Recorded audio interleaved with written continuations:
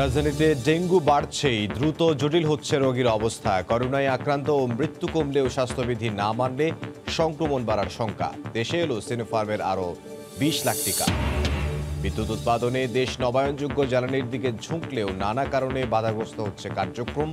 10% এ খাত থেকে আসার কথা থাকলেও পূরণ হয়নি লক্ষ্যমাত্রার অর্ধেকও। চট্টগ্রাম নির্বাচন কার্যালয়ে নাগরিকরা নানা হয়রানির শিকার। টাকা না দিলে কাজ হয় না। 10 বছর ধরে ঘুরেও জাতীয় পরিচয়পত্রের ভুল সংশোধন না।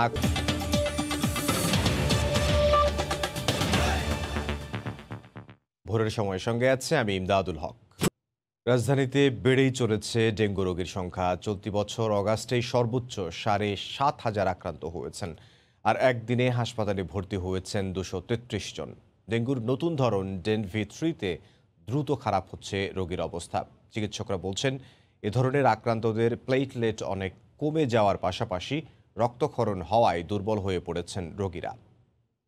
তোহা খান তামিম জানাচ্ছেন বিস্তারিত। ঢাকা শিশু হাসপাতালের বহির্বিভাগের সামনে শত শত রোগীর অপেক্ষা। ডেঙ্গুর উপসর্গ থাকায় সন্তানদের নিয়ে ছুটে এসেছেন উদ্বিগ্ন অভিভাবকরা।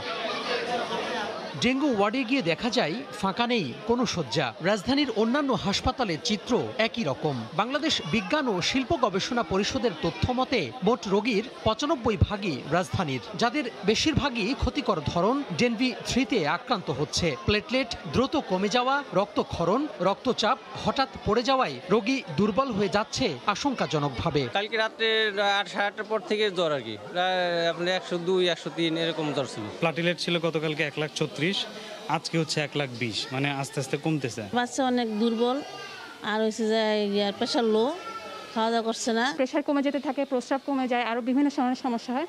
রোগী অনেক বেশি, 2019-এর মতোই আরও বেশি খারাপ হয়েছে। আর ডেঙ্গুতে যে সমস্যাটা হয় যে বাচ্চারা একটু বেশি খারাপ হয়ে যায় বড়দের চেয়ে। চিকিৎসকরা বলছেন 2019 সালের চেয়েও এবার ভয়াবহ আকার ধারণ করেছে ডেঙ্গু। জ্বর, বমি বা অন্য উপসর্গ 3 দিনের বেশি স্থায়ী হলে অবশ্যই ডেঙ্গু পরীক্ষার পরামর্শ তাদের। জুলাই মাসের থেকে আমাদের অগাস্ট মাসে ডেঙ্গুর পরিমাণটা প্রায় দ্বিগুণের কাছাকাছি। আমাদের ইমার্জেন্সি, আমাদের বহির্বিভাগে, আউটডোরে কমপক্ষে 40 থেকে 50টা রোগী আমরা ডেঙ্গু পাচ্ছি। জ্বর থাকে অথবা বমি অথবা কালো পায়খানা আরম্ভ হয়, পেটে ব্যথা থাকে, আপনারা অবশ্যই অতি সত্বর নিকটস্থ হসপিটালে যোগাযোগ করবেন। নগরবাসীকে সচেতন থাকার তাগিদ চিকিৎসকদের। তোহা খান তামিম, সময় সংবাদ, ঢাকা। করোনায় মৃত্যু ও শনাক্তের হার এখন সহনীয়। একদিনে দেশে করোনায় মারা গেছেন 94 জন, শনাক্ত হয়েছেন 3,724 জন। করোনা সংক্রমণ নিম্নমুখী হলেও স্বস্তির কারণ দেখছেন না বিশেষজ্ঞরা। তারা বলছেন, ভাইরাস কিংবা মানুষের আচরণ পরিবর্তনে আবারও দেখা দিতে পারে সংক্রমণের ঊর্ধ্বগতি। তাই দরকার জীবনযাপনে কৌশলগত পরিবর্তন। এদিকে স্বাস্থ্য বিভাগও গুরুত্ব দিচ্ছে স্বাস্থ্যবিধি মানার বিষয়ে। সপ্তাহখানেক হলো দেশের করোনা পরিস্থিতি কিছুটা নিম্নমুখী। সংক্রমণের হারের পাশাপাশি কমেছে আক্রান্ত ও মৃতের সংখ্যাও। তবে ক্রমহ্রাসমান এই ধারাকে স্থায়ী সমাধান মানছেন না বিশেষজ্ঞরা। তারা বলছেন, বেশিরভাগ মানুষকে টিকার আওতায় এনেও পরিস্থিতি বাগে আনতে পারেনি ইউরোপ আমেরিকার অনেক দেশ। তাই ভাইরাসের আচরণ পরিবর্তনে আসতে পারে সংক্রমণের পরিবর্তন। এছাড়া মানুষের আচরণ এই ভাইরাসকে সবচেয়ে বেশি প্রভাবিত করে। তাই দরকার জীবনধারার পরিবর্তন আনার, না হলে আবারও বদলে যেতে পারে দৃশ্যপট। 2 ডোজ ভ্যাকসিনেট করে যখন নাকি স্বাভাবিক জীবনে ফিরে আসার চেষ্টা যারা করছে, তাদের অধিকাংশ দেশই আবার পুনঃসংক্রমণের ঊর্ধ্বগতির দিকে মোকাবেলা করছে। সব মিলিয়ে আমরা মনে করি না যে আসলে আমরা খুবই স্বস্তিতে থাকার মতো অবস্থা। অনেকে মনে করছে যে আসলে এই ভাইরাসটিকে তো আসলে আমরা কখনোই নির্মূল করতে পারবো না, অতএব এটার সঙ্গে এক ধরনের সহাবস্থানের অবস্থায় যেতে হবে, অতএব কৌশলগত কিছু পরিবর্তনও করতে হতে পারে। স্বাস্থ্য অধিদপ্তর বলছে, সবার আগে দরকার স্বাস্থ্যবিধি মেনে চলা। টিকা গ্রহণ করতে হবে, টিকা গ্রহণ করেও কিন্তু মাস্ক ব্যবহার করতে হবে।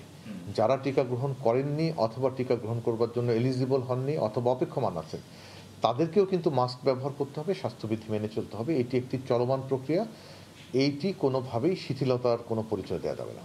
তবে সংক্রমণ ও প্রাণহানি কমাতে ভ্যাকসিনেশন কার্যক্রমেরও আরও গতি আনার কথা বলছে উভয় পক্ষ। রাশেদ লিমন, সময় সংবাদ, ঢাকা। চলতি বছরের মধ্যে 7 কোটি মানুষকে টিকার আওতায় আনার লক্ষ্যমাত্রা থাকলেও সে অনুযায়ী এগুচ্ছে না টিকাদান কার্যক্রম। লক্ষ্যমাত্রা পূরণে প্রয়োজন দৈনিক 5 লাখের বেশি প্রথম ডোজ প্রয়োগ, কিন্তু টিকা দেয়া হচ্ছে অর্ধেকেরও কম। স্বাস্থ্য বিভাগ বলছে প্রাপ্যতা নিশ্চিত হলে বাড়ানো হবে সক্ষমতা। সেক্ষেত্রে চীন ও কোভ্যাক্স নির্ভরতার বাইরে টিকার বহুমুখী উৎসে জোর দেওয়ার তাগিদ বিশেষজ্ঞদের। ফারুক ভূঁইয়া রবিন জানাচ্ছেন বিস্তারিত। চলতি বছরই অন্তত 7 কোটি মানুষকে কোভিড টিকা দেওয়ার কথা বারবারই বলা হচ্ছে নীতি নির্ধারকদের পক্ষ থেকে। তবে এখন পর্যন্ত 2 কোটি মানুষকেও আনা যায়নি টিকার আওতায়। এর মধ্যে 2 ডোজ পেয়েছেন 80 লাখেরও কম। লক্ষ্যমাত্রার সঙ্গে তাল মিলিয়ে চলতে ডিসেম্বরের মধ্যে নিশ্চিত করতে হবে 5 কোটির বেশি মানুষের টিকাদান, যা পূরণে এখন থেকে প্রতিদিন কেবল প্রথম ডোজই দিতে হবে 5 লাখের বেশি মানুষকে। বর্তমানে যে সংখ্যা 2 থেকে 2.5 লাখ। সেক্ষেত্রে টিকা দেওয়ার সক্ষমতা বাড়াতে হবে বর্তমানের তুলনায় দ্বিগুণেরও বেশি। যদিও স্বাস্থ্য বিভাগ বলছে গণটিকা কার্যক্রমে প্রমাণিত হয়েছে ব্যাপক হারে টিকাদানের সক্ষমতা। প্রতিদিন প্রায় 1 কোটি মানুষকে টিকা দেওয়ার সক্ষমতা কিন্তু আমাদের স্বাস্থ্য বিভাগের আছে এবং সেটি প্রস্তুতিও ছিল। প্রধান সমস্যা হচ্ছে টিকার প্রাপ্যতা। আমরা যদি টিকা সময় মতো পাই নিশ্চয়ই করা যাবে। এটা কিন্তু অভিজ্ঞতা এবং এটার স্ট্যান্ডার্ড অপারেটিং প্রসিডিউরগুলো আছে। কাজে টিকাদান কেন্দ্র বাড়ানোর কোনো সমস্যা নেই। বিপুল সংখ্যক মানুষ টিকার বাইরে থাকলেও দেশে এখন মজুদ 70 লাখেরও কম টিকা। বর্তমানে টিকা সরবরাহ অনেকটাই কোভ্যাক্স আর চীন নির্ভর। কারোর সাথে বৈরিতা নয়, সবার সাথে বন্ধুত্ব, এই নীতিটা নিয়ে আমাদের এই টিকা সংগ্রহে কৌশলী হতে হবে। দ্বিতীয়ত আমাদের ব্যবস্থাপনাটা ভালো হতে হবে, এখানে যেন শৃঙ্খলা থাকে, সুপারভিশন মনিটরিং ঠিক মতো থাকে। গ্রাম কিংবা শহর সবখানে প্রথম ডোজের টিকাদান কার্যক্রম এখন সিনোফার্ম নির্ভর। দেশে 80% মানুষকে টিকার আওতায় আনার পরিকল্পনা থাকলেও এখন পর্যন্ত 2 ডোজ টিকার আওতায় এসেছেন 4% মানুষ। ফারুক ভূঁইয়া রবিন, সময় সংবাদ, ঢাকা। চীন থেকে দেশে এসে পৌঁছেছে আরও 20 লাখ ডোজ সিনোফার্মের ভ্যাকসিন। সোমবার রাত 2:30টার দিকে হজরত শাহজালাল আন্তর্জাতিক বিমানবন্দরে বাংলাদেশ বিমানের একটি ফ্লাইটে ভ্যাকসিন আনা হয়। রাত 2:30টার দিকে স্বাস্থ্য অধিদপ্তরের কয়েকজন কর্মকর্তা বিমানবন্দরে চীন থেকে আসা টিকাগুলো গ্রহণ করেন।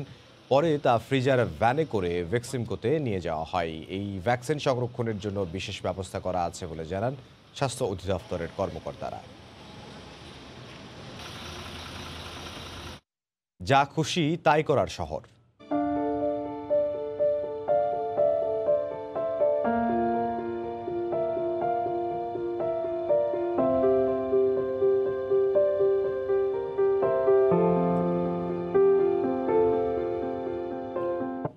যুক্তরাষ্ট্রের লাস ভেগাসে আনন্দ উদযাপনে নেই কোনো বিধি নিষেধ। এ নিয়ে প্রতিবেদন থাকছে সংবাদের শেষাংশে। বিদ্যুৎ উৎপাদনে নবায়নযোগ্য জ্বালানির দিকে ঝুঁকছে বাংলাদেশ। তবে এই খাত থেকে মধ্যমেয়াদে 10% বিদ্যুৎ উৎপাদনের কথা থাকলেও সেই লক্ষ্যমাত্রার অর্ধেকই এখনও পূরণ করতে পারেনি সরকার। নীতি নির্ধারকরা বলছেন জমির স্বল্পতা ও গবেষণার অভাবে বাধাগ্রস্ত হচ্ছে নবায়নযোগ্য জ্বালানি থেকে বিদ্যুৎ উৎপাদনের কার্যক্রম। টেকনাফ থেকে ফিরে সালাউদ্দিন লিয়ার ক্যামেরায় বিস্তারিত জানাচ্ছেন দেবাশিস রায়। গ্যাস বা কয়লার মতো জীবাশ্ম জ্বালানির ব্যবহার ছাড়াই শুধুমাত্র প্রাকৃতিক উৎস সূর্যের আলো থেকেই উৎপাদিত হচ্ছে বিদ্যুৎ। কক্সবাজারের টেকনাফে প্রায় 3 বছর আগে চালু হওয়া এই সোলার পার্ক থেকে প্রতিদিন জাতীয় গ্রিডে যোগ হয় 20 মেগাওয়াট বিদ্যুৎ। জলবিদ্যুৎ, বায়োগ্যাস, বায়োমাস, জিওথার্মাল ও বর্জ্য থেকেও বিদ্যুৎ উৎপাদন নবায়নযোগ্য জ্বালানির অন্তর্ভুক্ত হলেও বাংলাদেশে সৌর ছাড়া অন্যান্য খাতগুলোতে কাজ এগোয়নি খুব একটা। নানা জটিলতায় নবায়নযোগ্য জ্বালানি খাতে কাঙ্ক্ষিত অগ্রগতি হয়নি। নীতি নির্ধারণী সংস্থা নবায়নযোগ্য জ্বালানি উন্নয়ন কর্তৃপক্ষ বলছে এই খাতে বিনিয়োগবান্ধব পরিস্থিতি গড়তে আরও সময় প্রয়োজন। অনেক রকমের অ্যাপ্লিকেশন আছে, সবগুলো অ্যাপ্লিকেশন কিন্তু আমরা ট্রাই করি না। যারা বিনিয়োগ করবে তাদের জন্য তো একটা অথেন্টিক এবং একটা ব্যাংকেবল ডেটা দরকার। উইন্ডের ক্ষেত্রে এখন পর্যন্ত আমরা যে সার্ভেটা করেছিলাম সেখানে যে ডেটা তথ্যপাত্য আছে আমাদের, এগুলো still not bankable. Solar home system, solar mini গ্রিডের মাধ্যমে দেশের প্রত্যন্ত অঞ্চলে আলো পৌঁছে দেওয়া সম্ভব হলেও ময়মনসিংহে 50 মেগাওয়াট, টেকনাফে 20 মেগাওয়াটের সোলার পার্কই এখন পর্যন্ত উৎপাদনে থাকা সৌর বিদ্যুতের বড় উৎস। বিদ্যুৎ প্রতিমন্ত্রী বলছেন গবেষণা ছাড়া এই খাতে উন্নয়ন বাস্তবায়ন করা দুরূহ কাজ। জমি একটা বড় বিষয়, কারণ সোলার প্রজেক্ট 100 মেগাওয়াট করতে গেলে 350 একর জমি লাগে। নন এগ্রিকালচার 350 একর জমি একসাথে জোগাড় করা খুবই কঠিন বিষয়। নেট মিটারিং সিস্টেম যেটা চালু করেছি, এটা যদি আমরা সাকসেসফুল হয়ে যেতে পারি, এতে কিন্তু আমাদের রিনিউয়েবল এনার্জি অনেকটা পূরণ করবে। সৌরসহ নবায়নযোগ্য শক্তিতে সাধারণ মানুষকে আগ্রহী করতে বেশ কিছু ব্যবসায়িক মডেল শিগগিরই চূড়ান্ত করতে কাজ করছে বিদ্যুৎ বিভাগ। কথা ছিল 2021 সাল নাগাদ মোট বিদ্যুতের 10% অর্থাৎ প্রায় 2500 মেগাওয়াট আসবে এই নবায়নযোগ্য জ্বালানি থেকে, কিন্তু এখন পর্যন্ত সেই লক্ষ্য অর্জিত হয়েছে মাত্র 3% অর্থাৎ 700 মেগাওয়াটের কিছু বেশি। আগামী দিনে এমন সোলার পার্ক নির্মাণের মাধ্যমেই এই পুরো আয়োজনটিকেই আরও বেশি সম্প্রসারণের উদ্যোগ নিতে বলছেন বিশ্লেষকরা। দেবাশিস রায়, সময় সংবাদ, টেকনাফ, কক্সবাজার। দীর্ঘ 10 বছর ধরে ঘুরেও করতে পারেননি জাতীয় পরিচয়পত্রের ভুল সংশোধন। অনেকেই আবার 10 থেকে 15 বার এসেও পাননি নতুন ও হারানো এনআইডি। চট্টগ্রাম জেলা নির্বাচন কার্যালয়ে নাগরিকরা হন নানা হয়রানি আর বিড়ম্বনার শিকার। সেবাগ্রহীতাদের অভিযোগ, টাকা না দিলে কিছুই হয় না। অনেক বিশ্বাসের ক্যামেরায় শফিকুল আলম জানাচ্ছেন বিস্তারিত। প্রকৃত জন্মসাল 1988 হলেও জাতীয় পরিচয়পত্রে ভুলে এসেছে 67। ভুল সংশোধনে দীর্ঘ 10 বছর ধরে ঘুরছেন চট্টগ্রাম জেলা নির্বাচন কার্যালয়ের এ কক্ষ সে কক্ষ। ঘুরতে ঘুরতে নানা হয়রানির পর অবশেষে ক্লান্ত নগরীর হালিশহরের বাসিন্দা জাবেদ। কথা কালকে আসো, পরশু দিন আসো, এইভাবে বলতে বলতে আমি 10 বছর ধরে এখানে ঘুরতেছি। আজ পর্যন্ত আমার এই কার্ডটার কোনো শুরু হয় নাই। একইভাবে ভোগান্তির শিকার আব্দুল মান্নান। এনআইডিতে বাবার নাম ভুলে শরীফ মিয়ার পরিবর্তে এসেছে সবুর মিয়া। 1 বছর ধরে অন্তত 10 বার আসা যাওয়া করেও হয়নি কোনো সুরাহা। রোজানা বলে আমি পাঠা দিছি, এটা আমার কাজ না, এটা লাভ লেনের কাজ। লাভ লেনে তো আমরা অফিসের সাথে দেখা করতে পারি না। এখানে কতগুলি কর্মচারী আছে, বলে ওই আবেদনপত্র এখানে রাখিয়ে চলে যাও। চট্টগ্রাম জেলা নির্বাচন কার্যালয়ে প্রতিদিন শত শত প্রবাসী ও সাধারণ মানুষ নতুন ও হারানো এনআইডি সহ নানা সমস্যা নিয়ে এসে হচ্ছেন বিড়ম্বনার শিকার। তাদের অভিযোগ, টাকা না দেওয়ায় অহেতুক হয়রানি করছে তাদের। ভোগান্তির কথা স্বীকার করে এর পেছনে নানা যুক্তি কর্তৃপক্ষের। কিছু কিছু সংশোধনী আছে যে তদন্ত ছাড়া এর সিদ্ধান্ত দেওয়া যায় না। সংশ্লিষ্ট উপজেলা নির্বাচন অফিসারকে তদন্তে পাঠায়, ওনারা রিপোর্ট দিলে রিপোর্টের ভিত্তিতে এবং তার অন্যান্য কাগজপত্রের ভিত্তিতে আমরা একটা সিদ্ধান্ত নেই। এদিকে দেশের নাগরিক না হয়েও রোহিঙ্গারা কিভাবে এনআইডি পায় এমন প্রশ্ন তুলে ভোগান্তির জন্য নির্বাচন কমিশনের দুর্নীতি ও অব্যবস্থাপনাকে দায়ী করল সুজন। দুর্নীতি, অনিয়ম, অব্যবস্থাপনার সাথে একটা বড় অংশ যুক্ত থাকার কারণে রোহিঙ্গারা আমাদের দেশের আইডি কার্ড নিয়ে, পাসপোর্ট নিয়ে নাগরিক হওয়ার সুযোগ পেয়েছে, বিদেশে গিয়েছে অনেকে। করোনার টিকা, পাসপোর্ট ও ড্রাইভিং লাইসেন্স সহ গুরুত্বপূর্ণ 22 ধরনের সেবার ক্ষেত্রে এখন প্রয়োজন হচ্ছে জাতীয় পরিচয়পত্র। শফিকুল আলম, সময় সংবাদ, চট্টগ্রাম। ভোরের সময় আরও থাকছে। 2 বছর ধরে আলোচনায় তৈরি জনশুমারি ও গৃহগণনা প্রকল্পের মাস্টার প্ল্যানেই ভুল। বাদ দেওয়া হয়েছে প্রবাসী বাংলাদেশিদের খতিয়ে দেখার আশ্বাস পরিকল্পনা মন্ত্রীর। প্রয়াত রাষ্ট্রপতি জিয়াউর রহমানের কবর নিয়ে আওয়ামী লীগ টানা হ্যাচড়া করছে না, বরং ইতিহাসের সত্যকে উন্মোচন করা হচ্ছে বলে দাবি করেছেন আওয়ামী লীগ নেতারা। সোমবার সকালে এক অনুষ্ঠানে মুক্তিযুদ্ধ বিষয়ক মন্ত্রী বলেন, জিয়ার সমাধিতে লাশ থাকার সত্যতা প্রমাণ করতে হলে ডিএনএ টেস্ট করাতে হবে বিএনপিকে। এদিকে দলের সাধারণ সম্পাদক ওবায়দুল কাদের বলেন, স্থিতিশীল পরিস্থিতিতেও বিএনপি জিয়ার কবর নিয়ে ইস্যু তৈরি করছে। গেল কদিন ধরেই রাজনীতির মাঠে উত্তাপ ছড়াচ্ছে চন্দ্রিমা উদ্যানে জিয়াউর রহমানের মরদেহ না থাকার ইস্যু। বিষয়টি নিয়ে একাট্টা আওয়ামী লীগ। সোমবার সকালে জাতীয় প্রেস ক্লাবে মুক্তিযুদ্ধ প্রজন্ম কেন্দ্রীয় সংসদ আয়োজিত এক আলোচনা সভায় মুক্তিযুদ্ধ বিষয়ক মন্ত্রী চ্যালেঞ্জ করে বলেন, সেখানে জিয়াউর রহমানের মরদেহ নেই। ইতিহাসের এই সত্য নিয়ে টানা হ্যাচড়া নয়, সঠিক তথ্য উন্মোচন হওয়া উচিত বলে মনে করেন তিনি। ইতিহাসের স্বার্থেই সেটা কার কবর সেটা নির্ধারিত হওয়া উচিত। মানে যদি কোনো কিছু থেকে থাকে ডিএনএ টেস্ট করে প্রমাণ করুন। যদি প্রমাণ হয় জাতির কাছে নাকে খত দিয়ে ক্ষমা চান।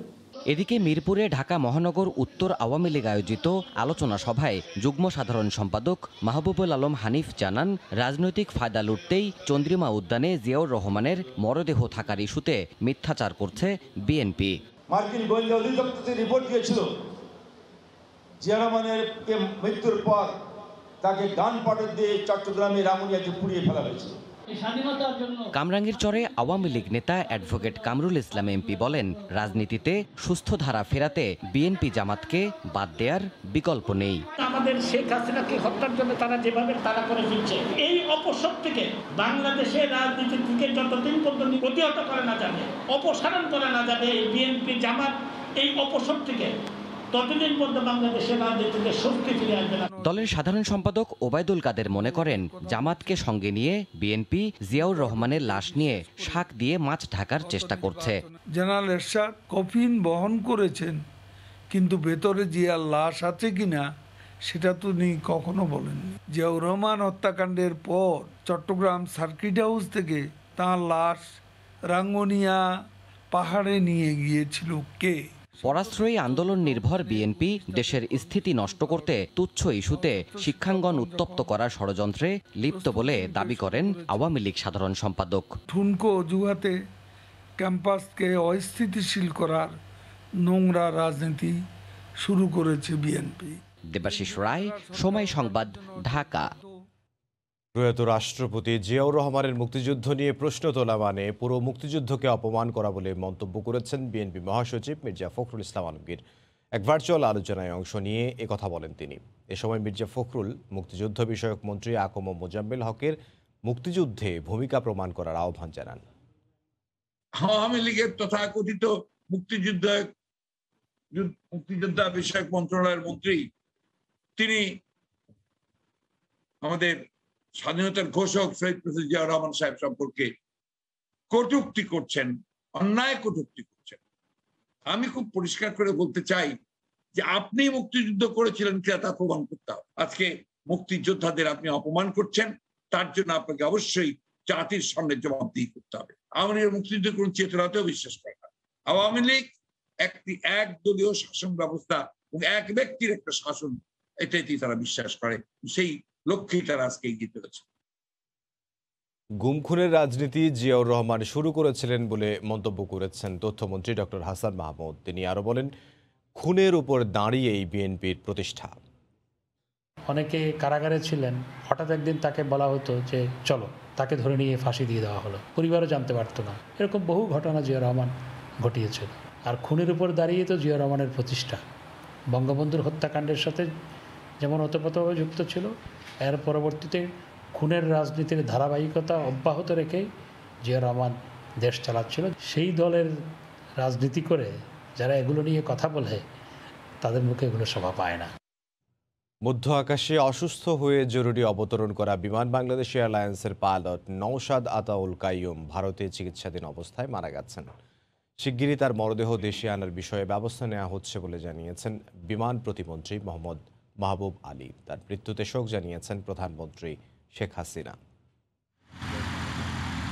গত 27 আগস্ট ওমানের রাজধানী মাস্কাট থেকে ঢাকায় ফেরার পথে মাঝ আকাশে হার্ট অ্যাটাক হয় পাইলট নওশাদ আতাউল কাইয়ুমের। তখন বিমান বাংলাদেশ এয়ারলাইন্সের BG022 ফ্লাইটটি ভারতের নাগপুরের BR আম্বেদকর বিমানবন্দরে জরুরি ভিত্তিতে অবতরণ করানো হয়। বড় ধরনের দুর্ঘটনার হাত থেকে বেঁচে যায় 124টি প্রাণ।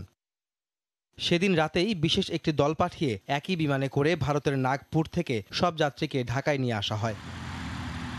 এদিকে শুক্রবার বিমানটি জরুরি অবতরণের পরপরই পাইলটকে গুরুতর অবস্থায় তাৎক্ষণিকভাবে নাগপুরের কিংসওয়ে হাসপাতালে ভর্তি করা হয়। এর 3 দিন পর সোমবার তার লাইফ সাপোর্ট খুলে নেওয়া হলে মৃত ঘোষণা করেন চিকিৎসক। চালানো অবস্থায় উনি স্ট্রোক করছে। বিমান এখানে ইমার্জেন্সি ল্যান্ড করলো নাগপুরে, তারপরে ওনাকে চিকিৎসার জন্য নেওয়া হইলো। ওই সময় থেকে উনি একটু ক্রিটিক্যাল কন্ডিশনে ছিলেন। না হবে ডেফিনেটলি, এরপর হিসাবে আনতে হয় বিমানটা। আর উনি বিমানের ক্যাপ্টেন ছিলেন, ডেফিনেটলি যত প্রায়োরিটি দিয়ে ইয়ে করা, বিমানের পক্ষ থেকে সর্বোচ্চ চেষ্টা করা হবে ইয়ে করে নিয়ে আসা, সর্বোচ্চ সম্মান দেওয়া হবে এখানে আমাদের পক্ষ থেকে, যেহেতু দায়িত্ব পালনরত অবস্থা মারা গেছে। এর আগে 2016 সালে বিমান উড্ডয়নের সময় ত্রুটি দেখা দিলে ক্যাপ্টেন নওশাদ 149 জন যাত্রী বোঝাই বিমানটি দক্ষতার সঙ্গে অবতরণ করান। সেই সময় আন্তর্জাতিক মহলে সুনাম করেছিলেন তিনি। অন্যদিকে বিশেষ অনুমতি নিয়ে দ্রুত তার লাশ দেশে আনা হবে বলে জানিয়েছে বাংলাদেশ পাইলট অ্যাসোসিয়েশনের সভাপতি আহমেদ সালেহিন। সময় সংবাদ, ঢাকা। বিতর্ক পিছু ছাড়ছেই না জনশুমারি ও গৃহ গণনা প্রকল্পের। এবার বদলে ফেলা হয়েছে মাস্টার প্ল্যান। প্রকল্প থেকে বাদ দেওয়া হয়েছে প্রবাসী বাংলাদেশিদের গণনার পরিকল্পনাও। প্রবাসীদের গণনা করা অসম্ভব দাবি করে প্রকল্প পরিচালক বলছেন প্রকল্পের মাস্টার প্ল্যানই ছিল ভুল। তবে এসবের কিছুই জানেন না উল্লেখ করে প্রকল্পে কি কি পরিবর্তন আনা হয়েছে তা খতিয়ে দেখার আশ্বাস দিলেন পরিকল্পনা মন্ত্রী। জুবাইর ফয়সালের রিপোর্ট। 7 দিনের একটা প্রকল্প, কিন্তু আলোচনা সমালোচনা চলছে প্রায় 2 বছর ধরে। বলছি জনশুমারি ও গৃহ গণনা প্রকল্পের কথা। চূড়ান্ত অনুমোদন পাওয়ার পর তখনকার প্রকল্প পরিচালক বেশ ঘটা করেই বলেছিলেন বিশ্বজুড়ে ছড়িয়ে থাকা 1 কোটির বেশি প্রবাসীকে বাদ দিয়ে আর জনশুমারি নয়। এবারেই প্রথম বিদেশে যারা বাংলাদেশি থাকে তাদেরকে অন্তর্ভুক্ত করা হবে। কিন্তু করোনার কারণে 1 বছর সময় পেছানোর মধ্যেই বদলেছে পিডি, যার প্রভাব দেখা গেল প্রকল্পের মাস্টার প্ল্যানে, যেখান থেকে এবার বাদ দেওয়া হয়েছে প্রবাসীদের গণনার বিষয়টি। প্রকল্প পরিচালকের দাবি অনুযায়ী বছরের পর বছর বিভিন্ন আলাপ আলোচনা আর সরকারি অর্থ খরচে তৈরি করা মাস্টার প্ল্যানই নাকি ভুল। এটা আসলে ফিজিবল না, কোন অবস্থাতে ফিজিবল না। আপনার কোনো কান্ট্রি এভাবে করে না, কোনো কান্ট্রি এক্সপিরিয়েন্স নেই যে প্রবাসীদেরকে লোকাল এলাকায় কাউন্ট করে তাকে এস্টিমেট দিবে, হিসাব দিবে। তাইলে কি আগে যেটা নেওয়া হয়েছিল প্রজেক্ট প্রপোজাল সেখানে এটা ভুল ছিল? শুধুমাত্র 1 কোটি প্রবাসী নয়, বরং গণনার আওতায় আনার কথা ছিল দেশে কর্মরত বিদেশি নাগরিকদেরও। বিদেশি যারা আমাদের দেশে থাকেন তাদেরকেও আমরা কিন্তু গণনায় অন্তর্ভুক্ত করব। কিন্তু মাস্টার প্ল্যানে এমন বিশাল পরিবর্তন আনা হয়েছে পরিকল্পনা মন্ত্রীর অজ্ঞাতসারেই। এমন সিদ্ধান্তে বিস্ময় প্রকাশ করে মন্ত্রী বলছেন জবাব চাওয়া হবে বিবিএস এর কাছে। কিছু নাকি পরিবর্তন করেছে, আমার জানা ছিল না, আপনার থেকে আমি জানলাম এটা। আমি পরিসংখ্যান বিভাগ বিদেশি আমাদের লোককে গুনবে না, এই যে তাদের সিদ্ধান্ত এখন আমার কাছে এসে পৌঁছায় নাই বা আমি শুনি নাই, এটা অবশ্য খোঁজ নেওয়ার বিষয়। 2019 সালের 29 অক্টোবর 1761 কোটি 79 লাখ টাকা ব্যয়ের 6ষ্ঠ জনশুমারি প্রকল্পের অনুমোদন দেয় একনেক। এর আগের 5 দফায় যার নাম ছিল আদমশুমারি। 7 দিনে 4 কোটি পরিবারের তথ্য সংগ্রহ করতে দেশের 16 কোটি মানুষের জন্য এবার মাথাপিছু 110 টাকা করে খরচ করবে সরকার। জুবাইর ফয়সাল, সময় সংবাদ, ঢাকা। করোনার দীর্ঘ বিরতিতে সংকটে লোক সংস্কৃতির ঐতিহ্যবাহী বিনোদন মাধ্যম সার্কাস। শিল্প সংশ্লিষ্টরা বলছেন এই সংকটকালে প্রণোদনা নয়, বরং দেয়া হোক সার্কাস প্রদর্শনে অনুমতি। মার্জিয়া শ্রেয়ার প্রতিবেদন।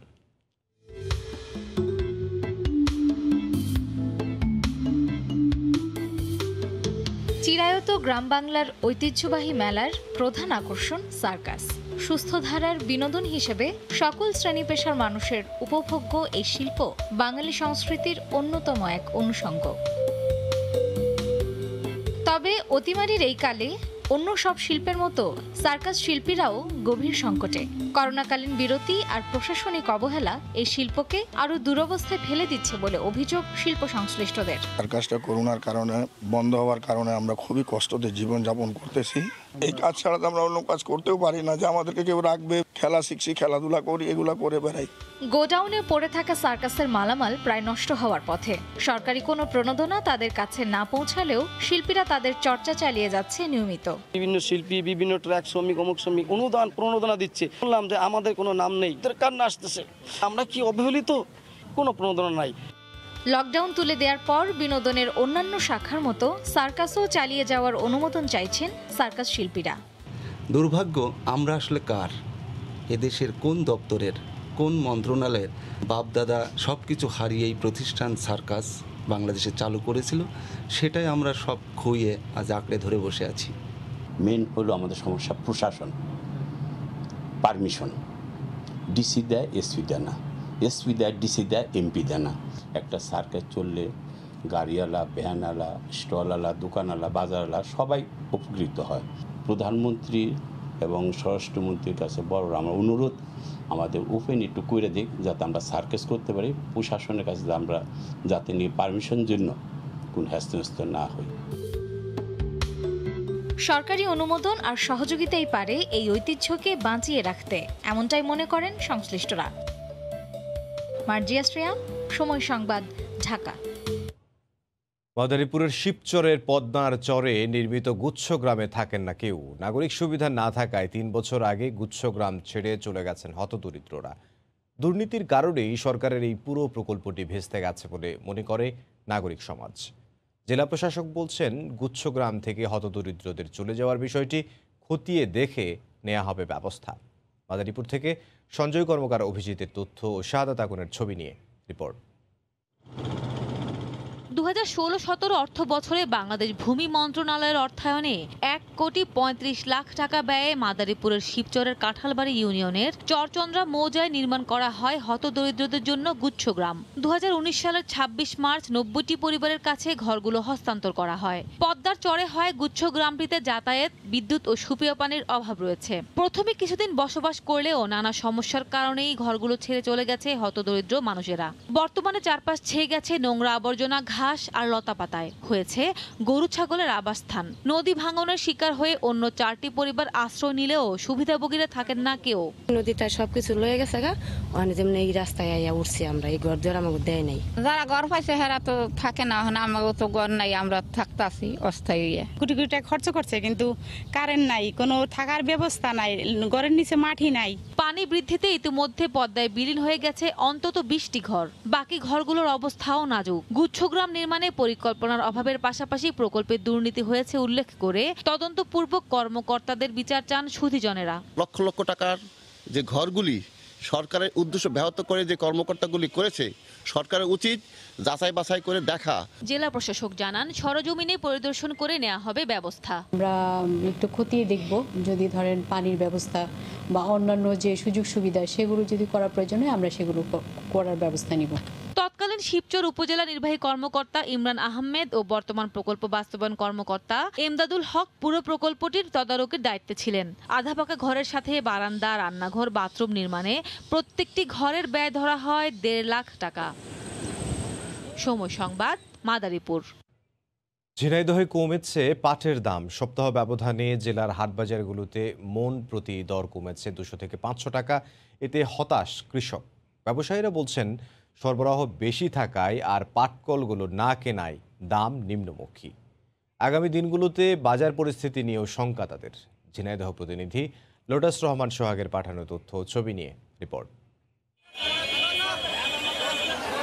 জেলার অন্যতম কৃষিপণ্যের হাট শৈলকুপা। সকাল থেকে উপজেলার বিভিন্ন গ্রামসহ আশেপাশের এলাকা থেকে পাট নিয়ে বাজারে আসেন কৃষকেরা। এ হাটে প্রতিমন পাট প্রকারভেদে 2500 টাকা থেকে শুরু করে 2900 টাকায় বিক্রি হয়েছে, যা গত সপ্তাহের থেকে 200 থেকে 500 টাকা কম। হঠাৎ পাটের দাম কমে যাওয়ায় লোকসানের আশঙ্কায় কৃষকেরা। যে পাট এর আগে 2000 টাকা 3500-3600 বিক্রি হয়েছে, সে পাট 2900 2800। এখন এই অবস্থার পরে আমরা আছি, তারপরেও বিক্রি নেই, বেচা কেনা নেই। পাট আগে যা ছিল এখন তো আনতেছি, এখন তো সেই দাম একেবারে কম, তাতে আমার তো মানে লস হয়ে যাচ্ছে। সবকিছু খরচ দিয়ে, জন পাট খরচ দিয়ে আমাদের পাট বিক্রি করে সেই সমাধান হচ্ছে না। ব্যবসায়ীরা বলছেন, বেশি সরবরাহ ও মিল কর্তৃপক্ষ পাট না কেনায় কমেছে দাম। গত বছরে পুরাতন সুতা প্রত্যেকটা মিলে পড়ে আছে এবং ওরাও ভালো কেনাকাটা শুরু করছে না, খুব কম। এই কারণে পাটের আমদানিটাও ভালো হচ্ছে, বাজারটা একটু চাপে যাচ্ছে। বণিক সমিতির দেয়া তথ্য মতে প্রতি মঙ্গল ও শনিবার এই হাটে 10 থেকে 11,000 মন পাট কেনা বেচা হয়, যা পাঠানো হয় ঢাকা, খুলনা সহ দেশের বিভিন্ন পাটকলে। সময় সংবাদ, ঝিনাইদহ। ভোরের সময় আরও থাকছে। মোংলা বন্দরের পশুর চ্যানেলে বালু ডাম্পিং নিয়ে চীনা কোম্পানি ও গ্রামবাসী মুখোমুখি অবস্থানে। কৃষি জমি ও মৎস্য খামার নষ্ট করে ক্ষতিপূরণ না দেওয়ার অভিযোগ। যমুনা সহ বিভিন্ন নদ নদীর পানি বেড়ে টাঙ্গাইল সদর সহ কয়েকটি উপজেলার নিম্নাঞ্চল প্লাবিত হয়েছে। ভেসে গেছে রাস্তাঘাট, সবজি ক্ষেত সহ বিস্তীর্ণ এলাকার ফসল। কোনো কোনো এলাকায় শুরু হয়েছে নদী ভাঙন। দেখা দিয়েছে বিশুদ্ধ পানি ও শুকনো খাবারের সংকট। এখনও কোনো প্রকার ত্রাণ সহায়তা পাননি বলে অভিযোগ বানভাসীদের। টাঙ্গাইল থেকে কাদের তালুকদারের তথ্য ও রাশেদ খানের ছবি নিয়ে রিপোর্ট। নদী একের পর এক গ্রাস করছে বসতবাড়ি ও মসজিদ মন্দির সহ বিভিন্ন স্থাপনা। তড়িঘড়ি করে সহায় সম্বল যা কিছু আছে তা সরিয়ে নেয়ার আপ্রাণ চেষ্টা ভাঙন কবলিত মানুষের। উজানের ঢল আর টানা বর্ষণে যমুনা, ধলেশ্বরী সহ সবকটি নদীর পানি বাড়ছে হু হু করে। এরই মধ্যে টাঙ্গাইল সদর, কালিহাতী, ভুয়াপুর, গোপালপুর ও নাগরপুর উপজেলার নিম্নাঞ্চল প্লাবিত হয়ে হাজার হাজার মানুষ পানিবন্দী হয়ে পড়েছেন। তলিয়ে গেছে বিস্তীর্ণ এলাকার ফসলি জমি ও সবজির ক্ষেত। গবাদি পশু নিয়ে চরম বিপাকে পানিবন্দীরা। এসব এলাকায় বিশুদ্ধ পানি ও শুকনো খাবারের তীব্র সংকট দেখা দিলেও এখনো কোনো ধরনের ত্রাণ সহায়তা পাননি বলে অভিযোগ বানভাসীদের। ঘর যে কিভাবে ভাঙ্গা গেল এটা মানে বোঝার মতো কোনো কায়দা নাই, কাজ করার মতো কোনো ফ্যাসিলিটি ছিল না। এক সপ্তাহ ধরে পানি, মনে করেন যে আমরা চলাফেরা অনেক কষ্ট, থাকার কোনো জায়গা নাই। গরু বাচ্চা নিয়ে পোলাপান নিয়ে খাওয়া দাওয়া নিয়ে খুব অসুবিধা, খুব কষ্টে আছে। পানি উন্নয়ন বোর্ডকে আমরা জানাইছি, এই মস্তির কোনো পদক্ষেপ নেওয়া নাই কে, আর আজ পর্যন্ত আমরা কোনো সরকারের কাছ থেকে কোনো সহযোগিতা পাচ্ছি না। তবে পরিস্থিতি মোকাবিলায় পর্যাপ্ত ত্রাণ সামগ্রী মজুদ আছে বলে জানিয়েছেন জেলা প্রশাসক। টাঙ্গাইল সদর উপজেলায় ইতিমধ্যে আমরা 5 মেট্রিক টন চাল বরাদ্দ দিয়েছি। বাস্তুচ্যুত হয়েছেন প্রত্যেক পরিবারের জন্য ইতিমধ্যে আমরা 5,000 টাকা করে তাৎক্ষণিক সরকারি সহায়তা বরাদ্দ প্রদান করেছি। টাঙ্গাইলের 12টি উপজেলার মধ্যে 5টি উপজেলার প্রায় 20,000 মানুষ পানিবন্দী হয়ে মানবেতর জীবনযাপন করছেন। সময় সংবাদ, টাঙ্গাইল। এদিকে যমুনা নদীর পানি বাড়ায় সিরাজগঞ্জের সার্বিক বন্যা পরিস্থিতির অবনতি হয়েছে। পানিবন্দী হয়ে পড়েছেন হাজার হাজার মানুষ। বসতবাড়ি পানিতে তলিয়ে যাওয়ায় বাঁধের ওপর আশ্রয় নিয়েছেন এসব এলাকার বাসিন্দারা। বন্যা পরিস্থিতির খবর জানাতে সিরাজগঞ্জের চর মালসাপাড়া থেকে সরাসরি যুক্ত হচ্ছেন সহকর্মী রিঙ্কু কুণ্ডু। রিঙ্কু, প্রতিদিনই কিন্তু যমুনা নদীর পানি সিরাজগঞ্জ পয়েন্টে বাড়ছে। আজ সকাল 6টার খবর যদি আপনাকে বলি, গত 24 ঘন্টায় যমুনা নদীর পানি সিরাজগঞ্জ পয়েন্টে 2 সেন্টিমিটার বৃদ্ধি পেয়ে এখন বিপদসীমার 36 সেন্টিমিটার উপর দিয়ে প্রবাহিত হচ্ছে এবং এতে কিন্তু জেলা সার্বিক বন্যা পরিস্থিতির আরো অবনতি হচ্ছে। আমি এখন যেখানে দাঁড়িয়ে আছি সিরাজগঞ্জের সদর উপজেলার চর মালসাপাড়া এলাকায়। আপনি নিশ্চয় দেখতে পাচ্ছেন যে এখানে যে এলাকাটি রয়েছে সেটি কিন্তু পুরোটাই তলিয়ে গেছে, অর্থাৎ এখানকার যেগুলো ঘরবাড়ি রয়েছে সেগুলো কিন্তু পানিতে তলিয়ে গেছে এবং এখানে কিন্তু যারা বসবাস করতো তারা এখানে থাকার মতো অবস্থা না থাকে, তারা কিন্তু ক্রসবার 3 যেটি রয়েছে সেখানে কিন্তু তারা কোনো মতে বসবাস করছে, তারা সেখানে আশ্রয় নিয়েছে এবং এই এলাকার যতগুলো ঘর আছে সেগুলোর কিন্তু সবগুলো কিন্তু একই অবস্থা আমরা দেখেছি এবং প্রতিটি ঘরেই কিন্তু পানিতে টইটুম্বর, সেই সাথে তাদের রান্নাঘর, বিশুদ্ধ খাবার পানির যে টিউবওয়েল সেটিও কিন্তু আসলে তলিয়ে গেছে। এছাড়া সিরাজগঞ্জের যে 5টি উপজেলা, নদী তীরবর্তী 5টি উপজেলা রয়েছে, অর্থাৎ সিরাজগঞ্জ সদর, বেলকুচি, চৌহালি, শাহজাদপুর ও এনায়েতপুর, এই 5টি কিন্তু আসলে বন্যা কবলিত হতে পড়েছে এবং এই 5টিতে কিন্তু প্রায় 1.5 লক্ষাধিক মানুষ কিন্তু পানিবন্দী রয়েছে এবং প্রতিটি এলাকায় কিন্তু আসলে পানিতে টইটুম্বর। এছাড়া যমুনা নদীর যে সকল চরাঞ্চল ও নিম্নাঞ্চলগুলো রয়েছে সেগুলোতে কিন্তু আসলে পানিতে তলিয়ে গেছে। সেই সাথে চলাচলের জন্য যে রাস্তাঘাট সেটিও কিন্তু আসলে তারা ডুবে গেছে এবং এই ক্ষেত্রে যেটি হয়েছে যে তারা যেটি বলছে যে এখানে বিশুদ্ধ পানির একটা সংকট দেখা দিয়েছে, যেহেতু এই এলাকার পুরো এলাকাটি আসলে পানিতে টইটুম্বর, সেই সাথে তাদের নিরাপদ পানির যেটি নলকূপ সেটি কিন্তু আসলে তলিয়ে গেছে। এছাড়া সিরাজগঞ্জের 2টি উপজেলা, 2টি ইউনিয়ন কিন্তু আসলে বন্যা কবলিত এবং এই 2টি ইউনিয়নে কিন্তু এখন পর্যন্ত সরকারিভাবে ত্রাণ সহায়তা পাইনি। আমরা সকাল থেকে আছি এই সিরাজগঞ্জের সদর উপজেলার চর মালসাপাড়া এলাকায় এবং আমরা তারা বন্যার্তদের সাথে কথা বলেছি। তারা যেটি অভিযোগ জানিয়েছে যে এখন পর্যন্ত আসলে সরকারি বেসরকারি কোনো সহায়তা কিন্তু তারা পাননি। আমরা শুনেছি যে তারা যেটি বলছে যে গত 2 সপ্তাহ ধরে কিন্তু যমুনা নদীর পানি বৃদ্ধি অব্যাহত রয়েছে এবং এখনো যেহেতু বিপদসীমার প্রায় 36 সেন্টিমিটার উপর দিয়ে প্রবাহিত হচ্ছে, কিন্তু এখনো তারা কিন্তু সরকারি বেসরকারি ভাবে কোনো সহায়তা পাননি বলে তারা আমাদেরকে অভিযোগ করেছেন আমাদের কাছে। আরেকটি বিষয় যেটি জানিয়ে রাখি যে ত্রাণের ব্যাপারে আমরা জেলা প্রশাসক ডক্টর ফারুক আহমেদের সাথে কথা বলেছি। তিনি যেটি জানিয়েছেন যে যেহেতু সিরাজগঞ্জের 5টি নদী তীরবর্তী উপজেলায় বন্যা কবলিত, সেই ক্ষেত্রে প্রত্যেকটি উপজেলার ইউনোকে কিন্তু আসলে 20 মেট্রিক টন করে জিআর চাল কিন্তু তিনি বরাদ্দ করেছেন বলে আমাদেরকে জানিয়েছেন এবং এছাড়া সিরাজগঞ্জের সদর ও শাহজাদপুরে কিন্তু তিনি চাল বরাদ্দ করেছেন। তো তিনি যেটি জানিয়েছেন সর্বমোট 140 মেট্রিক টন জিআর চাল কিন্তু আসলে বন্যা কবলিতদের জন্য বরাদ্দ রয়েছে। এছাড়া নগদ টাকা কিন্তু বরাদ্দ রয়েছে। সেই ক্ষেত্রে তারা যেটি বলছে যে এখন প্রাথমিকভাবে বন্যা কবলিতদের তালিকা তৈরি করা হচ্ছে এবং এই তালিকাটি সম্পূর্ণ হলে তারা কিন্তু ত্রাণ কার্যক্রম শুরু করবে।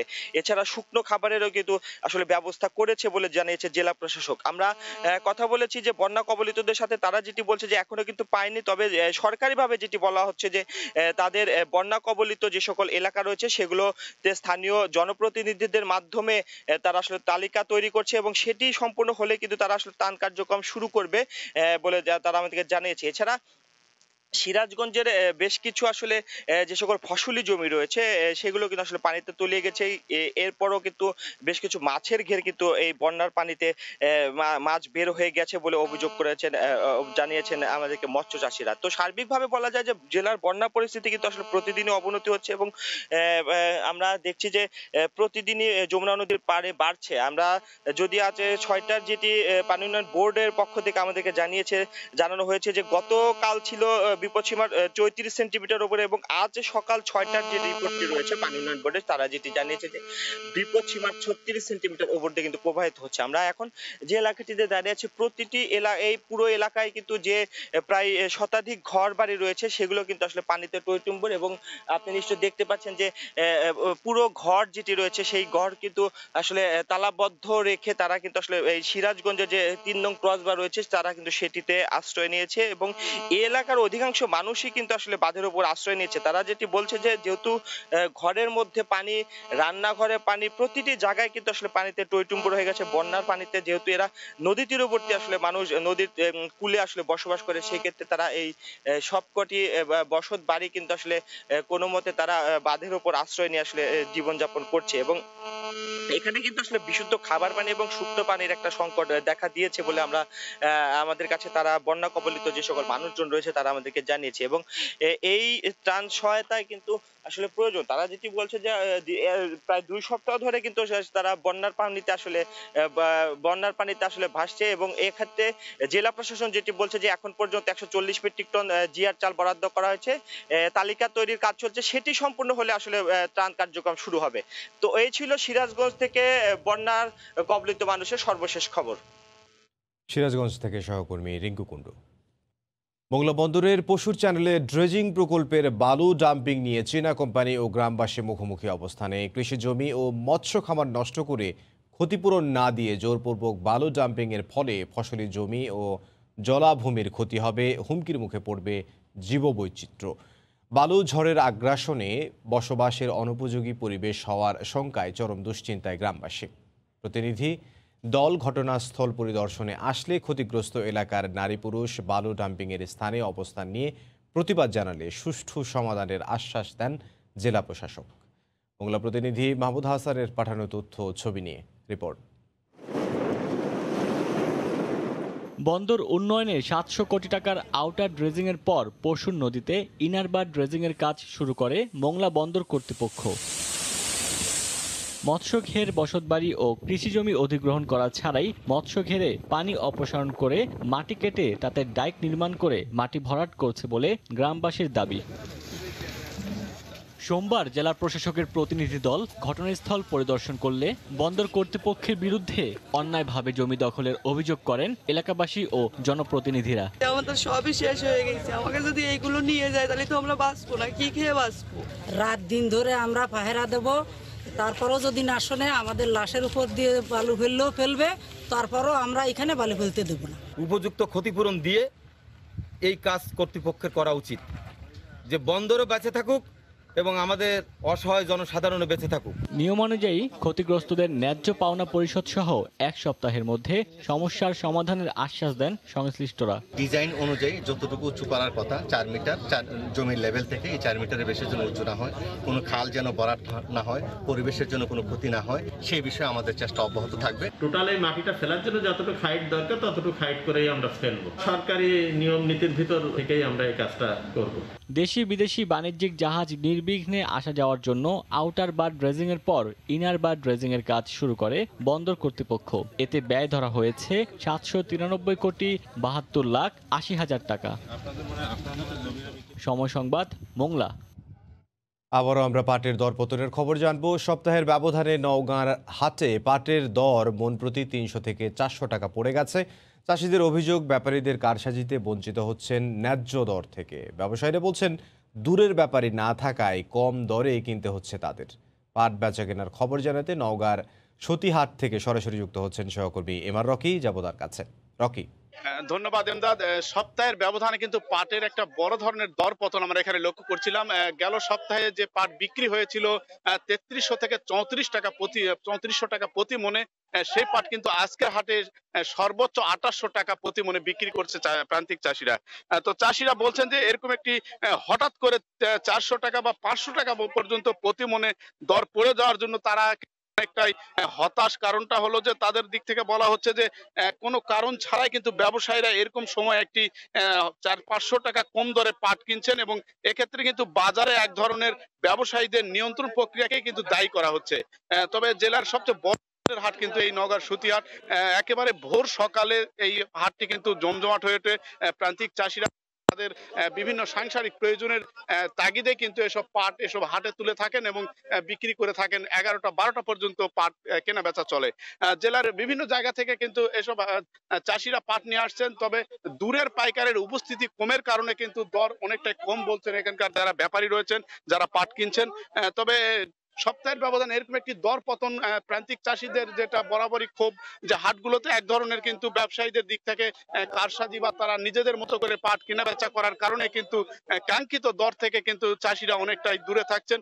এক্ষেত্রে কিন্তু চাষিরা যে বিষয়টি বলছেন যে এসব হাটে এক ধরনের একটা নজরদারি থাকা দরকার। কারণ হলো যে অনেক ক্ষেত্রেই দেখা যায় যে কিছু স্বল্প ব্যবসায়ী যারা অল্প ব্যবসা যারা এক ধরনের নিজেদের মতো করে বাজার পরিচালনা করতে গিয়ে কিন্তু প্রকৃত বাজারটা কিন্তু তাদের দিক আর সঠিকভাবে পায় না চাষিরা। স্থানীয় কৃষি বিভাগ বলছে এ জেলায় কিন্তু মৌসুমে প্রায় 7,500 হেক্টর জমিতে পাটের আবাদ করা হয়েছে, যেখান থেকে 45,000 মেট্রিক টন পাট পাওয়ার আশা করা হচ্ছে এবং বিগত মৌসুমগুলোর চেয়ে কিন্তু এবছর পাটের উৎপাদন কিছুটা ভালো হয়েছে বলছে জেলা কৃষি বিভাগ। তবে এখন এই বিষয়গুলির সাথে যেটা দাঁড়িয়েছে যে পাটের প্রকৃত ন্যায্য মূল্য কৃষকদের পর্যায়ে যদি পায় তাহলে কিন্তু আগামীতে পাটের বাজার ব্যবস্থার সাথে চাষের ক্ষেত্রে কিন্তু আরেক দফা তাদের আগ্রহ বাড়বে। কিন্তু হাটগুলোতে যে বিষয়টি বরাবরই আমরা লক্ষ্য করে থাকি যে খুব ভোর সকালে কেনা বেচা হয়, কিন্তু এসব হাটে সরকারের যেসব নজরদারি শাখা রয়েছে এই নজরদারি শাখাগুলোর কিন্তু কোনো নজর না থাকার কারণে ব্যবসায়ীদের দিক থেকে কিন্তু তাদের খেয়াল খুশি মতো কেনা বেচা করা হয়ে থাকে এবং এই জায়গাতে কিন্তু প্রকৃত ন্যায্য মূল্যের জায়গাটা কিন্তু অনেকটাই দূরে থাকেন স্থানীয় চাষিরা। জেলা কৃষি বিভাগের পক্ষ থেকে বলা হয়েছে প্রকৃত বাজার ব্যবস্থা নিশ্চিত করার জন্য তারা ইতিমধ্যে কিন্তু একটা নজরদারির দিকে তারা চেষ্টা করছেন, কিন্তু বাজারে ভোর সকাল থেকে বেলা 11টা 12টা পর্যন্ত এই হাটগুলোতে কিন্তু আমরা যেটা লক্ষ্য করে থাকি যে জেলা শহর ছাড়াও পার্শ্ববর্তী রাজশাহী এবং নাটোর অন্যান্য জায়গা থেকে পাইকার এসে থাকেন। এসব পাইকারেরা কিন্তু ইদানিং কম আসছে এবং এই কম আসার কারণে কিন্তু স্থানীয় যারা ব্যাপারী রয়েছেন তারা বলছেন দরের জায়গাটা কিন্তু সপ্তাহের ব্যবধানে 400 বা 500 টাকা প্রতি মনে কিন্তু কম দরে তারা কিনছেন। তবে স্থানীয় যেসব জাত রয়েছে ভেলি, তোষা, তিতা এই জাতীয় পাটের জাত কিন্তু এবছর ভালো ফলন হয়েছে এবং এই পাটগুলো কিন্তু এখানকার চাহিদা মিটিয়ে কিন্তু রাজধানী সহ অন্যান্য জায়গাগুলোতে কটন মিলগুলোতে কিন্তু সরবরাহ করে থাকেন স্থানীয় ব্যাপারীরা। তবে জেলার কৃষি বিভাগের পক্ষ থেকে বলা হয়েছে পাটের প্রকৃত বাজার ব্যবস্থা যদি নিশ্চিত করা হয় তাহলে কিন্তু আগামীতে এই জেলায় কিন্তু পাটের চাষের যে পরিধি তা কিন্তু আরো বাড়বে এবং প্রকৃত বাজার নিশ্চিত করার জন্য কিন্তু চাষিদের পক্ষ থেকে আহ্বান জানানো হয়েছে যেন এই হাটগুলোতে একটা নজরদারির মাধ্যমে বিগত দাম যেটা পেয়েছিল সেরকম একটি দাম তাদের যেন পকেটে যেতে পারে, এই প্রত্যাশা কিন্তু স্থানীয় চাষিদের মুখ থেকে আমরা পাচ্ছিলাম। তো এমদাদ, এই ছিল নওগাঁর সুতি হাটের পাট বেচা কেনার খবর আমার কাছে। নওগাঁ থেকে সহকর্মী এমআর রকি। ঘাটতি না থাকলেও ঠাকুরগাঁওয়ের বাজারগুলোতে ঊর্ধ্বমুখী রাসায়নিক সারের দাম। সুযোগ কাজে লাগিয়ে গুদাম কর্তৃপক্ষ জমাট বাঁধা সার ডিলারদের কাছে সরবরাহ করছেন বলে অভিযোগ রয়েছে। নজরদারি বাড়ানো সহ সরকার নির্ধারিত মূল্য কার্যকরের দাবি কৃষকদের। ঠাকুরগাঁও থেকে জিয়াউর রহমান বকুলের তথ্য ও ছবিতে রিপোর্ট। চলছে আমনের মৌসুম, তাই চাহিদা বেশি সার ও কীটনাশকের। কিন্তু ঠাকুরগাঁওয়ের বাজারগুলোতে কৃত্রিম সংকট দেখিয়ে বিভিন্ন সার বস্তা প্রতি 50 থেকে 300 টাকা পর্যন্ত বেশি দরে বিক্রি হচ্ছে এমন অভিযোগ কৃষকদের। সময় মতন সার পাওয়া যায় না, 800 টাকা সার 1000 টাকা নিতে হচ্ছে। ডিলার কালেক্টর গেলে কত সার নাই, অথচ গুডানোর সার আছে, সার দেয় না আমাদেরকে, টাকা দিয়েও সার পাওয়া যাচ্ছে না। এদিকে দীর্ঘদিন মজুত রাখার কারণে জমাট বেঁধে যাওয়া সার ডিলারদের সরবরাহ করা হচ্ছে বলে অভিযোগ ব্যবসায়ীদের। চায়না ইউরিয়া, আপনার ওই যে আবুধাবি ইউরিয়া, এগুলা অনেকদিন গুদামে রাখলে এটা মনে করছে শিলা হয়ে যায়। আমরা ঠিক মতো ছিটাবো, আমাদের দানাগুলি ঠিক লাগবে তো। জায়গা সংকটের কারণে সার নষ্ট হয়েছে বলে স্বীকার করেন গুদামের ইনচার্জ। সরকার নির্ধারিত মূল্যে ডিলারদের সার সরবরাহ করার কথা জানান বিএডিসি কর্মকর্তা। গুড়ানোর জায়গা স্বল্পতা থাকে, যেমন আমাদের গুড়ানোর ধারণ ক্ষমতা 7,500, আমরা কিন্তু 14,000 15,000 মেট্রিক টন রেখে থাকি। সরকার নির্ধারিত মূল্যেই আমরা ডিলারদের মধ্যে সার বিতরণ করছি। এদিকে অভিযোগের সত্যতা পেয়ে ব্যবস্থা নেওয়ার কথা জানিয়েছেন উপজেলা নির্বাহী কর্মকর্তা। বরাদ্দ নেই এই কথা বলে কোনোভাবেই দাম বৃদ্ধি করার কোনো সুযোগ নেই। এখন আমরা আরও বেশি শক্ত অবস্থানে যাব। এই সারের দাম বেশি রাখার চেষ্টা করে তাহলে আমরা ডিলারশিপ বাতিলের জন্য এখন চেষ্টা করব। কৃষি বিভাগের তথ্য মতে চলতি মৌসুমে জেলায় 1,37,025 হেক্টর জমিতে ধান চাষের লক্ষ্যমাত্রা নির্ধারণ করা হয়েছে। বিসিআইসি ও বিএডিসির গুদামে পর্যাপ্ত সার মজুত রয়েছে বলে জানান কর্তৃপক্ষ। সময় সংবাদ, ঠাকুরগাঁও। বাগানের গাছগুলোতে থোকায় থোকায় ঝুলছে বিষমুক্ত আম। বিশেষত্ব হলো আমের মৌসুম যখন শেষের দিকে তখন বাগানে গৌড়মতি আম স্বপ্ন দেখাচ্ছে দিনাজপুরের পার্বতীপুরে বাগান মালিক আবু রেজা প্রামাণিককে। সারা বাগান জুড়ে গৌড়মতি আম এই অঞ্চলে সাড়া জাগিয়েছে। নাবি জাতের এই আমের স্বাদ নিতে বাগান থেকে অথবা অনলাইনে সংগ্রহ করছেন ক্রেতারা। এই আমের স্বাদ ভালো ও খুবই মিষ্টি। কৃষি বিভাগ বলছে গৌড়মতি আম এই অঞ্চলের কৃষকদের স্বাবলম্বী হওয়ার পাশাপাশি অর্থনীতিতেও অবদান রাখবে। গোলাম নবী দুলালের পাঠানো তথ্য ও মঞ্জিদ আলম শিমুলের তোলা ছবি নিয়ে রিপোর্ট। দিনাজপুরের পার্বতীপুর উপজেলার চণ্ডীপুর ইউনিয়নের মেরুয়া গ্রামের অধিবাসী আবু রেজা প্রামাণিক এনজিওতে চাকরি করতেন। একসময় চাকরি ছেড়ে মনোনিবেশ করেন কৃষিতে। পৈতৃক অনাবাদি 2 বিঘা জমিতে শুরু করেন সবজি চাষ। শুরুটা ছিল 2007 সালে। লাভজনক হওয়ায় 2016 সালে 3 একর জমিতে 1200 গৌড়মতি আমের চারা রোপণ করেন। চলতি বছর 600 গাছে আম এসেছে। বাজারে সব আমের সরবরাহ যখন শেষ, ঠিক তখন ভাদ্র মাসে আম পাকতে শুরু করেছে। ফলে দামও ভালো পাচ্ছেন। আমগুলো সুস্বাদু আর আকারে বড় এবং আটি ছোট। প্রতি কেজি 3 থেকে 400 টাকায় বিক্রি হচ্ছে। এলাকার মানুষ বাগান দেখে এলাকার অনেকেই উৎসাহিত হচ্ছেন। সবাই এই বাগানে রোপণের চেষ্টা করছে এবং চারা আহরণের চেষ্টা করছে। খুব সুন্দর একটা আম, সবাই এই আমের প্রতি অনেক ঝোঁক। অন্যান্য আমের যাত্রা যখন শেষ তখন গৌড়মতি আমের যাত্রা শুরু। আমি খাইছি গৌড়মতি আম, অনেক সুস্বাদু। বাগান পরিচর্যা করে জীবিকা নির্বাহ করছেন অনেক শ্রমিক। আমি এই আমের পরিচর্যা করি এবং চাষ, সার, পানি সেচ আমি এগুলো বহন করি। প্রায় 5-7 বছর থেকে আসি। অন্য আমের থেকে হাড়ি ভাঙ্গা আমরুপুলি, অন্য আমের থেকে আম খুব সুস্বাদু আম। গত মৌসুমে 3 লাখ টাকা লাভ করলেও এবার 10 লাখ টাকা লাভের আশা করছেন বাগান মালিক। সেখানে আমার টোটাল 1200 গাছ আছে। 1200 গাছের মধ্যে আমার গত বছরে 200-300 গাছের মতো ফসল আসছে। এবার ইনশাল্লাহ 600 গাছের মধ্যে আম আছে। ইনশাল্লাহ আগামীবার আমার আরও 1200 গাছের মতো আম হবে। দেশের বিভিন্ন স্থানে গ্রাহকদের কাছে একমাত্র পার্বতীপুরে উৎপাদিত গৌড়মতি আমের চাহিদার পাশাপাশি আম চাষিদের স্বাবলম্বী করবে বলে মনে করেন কৃষি কর্মকর্তা। কৃষক ভাইদেরকে উৎসাহিত করছি এই গৌড়মতি আমটি যাতে পার্বতীপুর এলাকায় আরও সম্প্রসারণ করা যায়। 2018 সালে আমবাগান সম্প্রসারিত করে 9 একর জমিতে 3টি গৌড়মতি আমের বাগান করেছেন আবু রেজা। বর্তমানে গাছ রয়েছে 1200। সময় সংবাদ, দিনাজপুর। আলুর দাম পড়ে যাওয়ায় উৎপাদনের শীর্ষ জেলা মুন্সিগঞ্জের কৃষক ও সংরক্ষণকারীরা পড়েছেন বিপাকে। আলুভিত্তিক অর্থনীতিও বড় হুমকিতে পড়েছে। ভুক্তভোগীদের দাবি, মধ্যস্বত্বভোগীদের কারসাজি রোধে আলুর দর ঠিক করা সহ বাজার মনিটরিংও জরুরি। নাসিরুদ্দিন উজ্জ্বলের রিপোর্ট, ছবি তুলেছেন আবু সাইদ। মুন্সিগঞ্জের হিমাগারগুলোর শেডে পড়ে আছে আলু, কিন্তু পাইকার নেই। নিত্যদিনের খাদ্য তালিকায় থাকা এই পণ্য যেন চাষিদের বোঝা। দাম পড়ে যাওয়ায় আলু উৎপাদনের শীর্ষ জেলা মুন্সিগঞ্জের সংরক্ষণকারী কৃষক পড়েছেন লোকসানের মুখে। হিমাগারে সংরক্ষিত আলু পাইকারি বিক্রি হচ্ছে 10 টাকা থেকে 11 টাকায়, আর খুচরা বিক্রি হচ্ছে কেজিতে 20 টাকা পর্যন্ত। কৃষকরা বলছেন উৎপাদন ও হিমাগার ভাড়া সহ সংরক্ষণে ব্যয় হয় কেজি প্রতি 18 থেকে 20 টাকা। ভুক্তভোগীদের দাবি, বাজার মনিটরিং না থাকায় মধ্যস্বত্বভোগীদের কারসাজিতে ক্ষতির মুখে কৃষক ও সংরক্ষণকারীরা। আমরা লোন নিয়ে আলু থুইছি, এখন কোলেস্টোরের মালিকের ভাড়া দিতে হবে।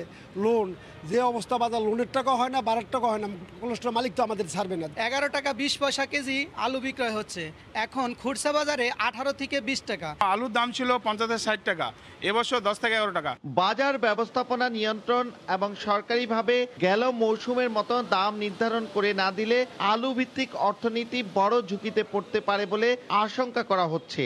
স্টাফ বেতন কন্টিনিউ দিয়ে যাচ্ছে, আমাদের স্টোরগুলোর অবস্থা খুবই ক্রিটিক্যাল, সামনের দিকে আরও যাবে। এখন এটা সুনজর যদি গভর্নমেন্ট দেখে তাহলে আমার মনে হয় কিছু আমরা হয়তো এটা থেকে বাঁচতে পারবো। ত্রাণ কিংবা কাজের বিনিময়ে খাদ্যের মতো কোনো কর্মসূচি নেওয়া গেলে কৃষকের লোকসান কমানো সম্ভব বলে মনে করেন সংশ্লিষ্টরা। বিজেপির মতো যেভাবে চাল সহায়তা দেওয়া হয়, আলুটা যদি অন্তর্ভুক্ত করা যায় তাহলে আমাদের কৃষক ভাইরা এই ব্যাপারে একটু মূল্য পাবে। জেলার 68 হিমাগারে প্রায় 3.5 লাখ মেট্রিক টন আলু মজুদ আছে। জেলায় এবছর 37,850 হেক্টর জমিতে প্রায় 13 লাখ মেট্রিক টন আলু উৎপাদন হয়েছে, যার বড় একটি অংশ হিমাগারগুলোতে সংরক্ষণ করা হয়েছে। কিন্তু আলুর বাজার দর পড়ে যাওয়ার কারণে কৃষক এবং সংরক্ষণকারীরা এখন পড়েছেন বিপাকে। মুন্সিগঞ্জের মুক্তারপুর থেকে নাসির উদ্দিন উজ্জ্বল, সময় সংবাদ।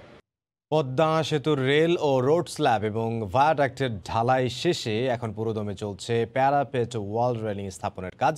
সেখানে আছেন সহকর্মী নাসির উদ্দিন উজ্জ্বল, সরাসরি যাব তার কাছে। উজ্জ্বল। ইমদাদ, এই পদ্মা সেতুতে কিন্তু এখন মূল কাজগুলো যে শেষ হয়ে যাওয়ার পর যে রোড এবং রেল দুটোর দিকেই কিন্তু স্ল্যাব বসে গেছে এবং এখানে যে ভায়াডাক্ট যেটি সংযোগ সেতু, সেই সংযোগ সেতুর যে ঢালাই সেগুলো সম্পন্ন হয়ে গেছে। এখন কিন্তু মূলত কিছু অলংকারিক কাজ চলছে, তার মধ্যে অন্যতম হচ্ছে প্যারাপেট ওয়াল। এই প্যারাপেট ওয়াল যে একটি রেলিং এবং এই যে সাইড ওয়াল সেগুলো কিন্তু বসানোর এখন ধুম ব্যস্ততা চলছে।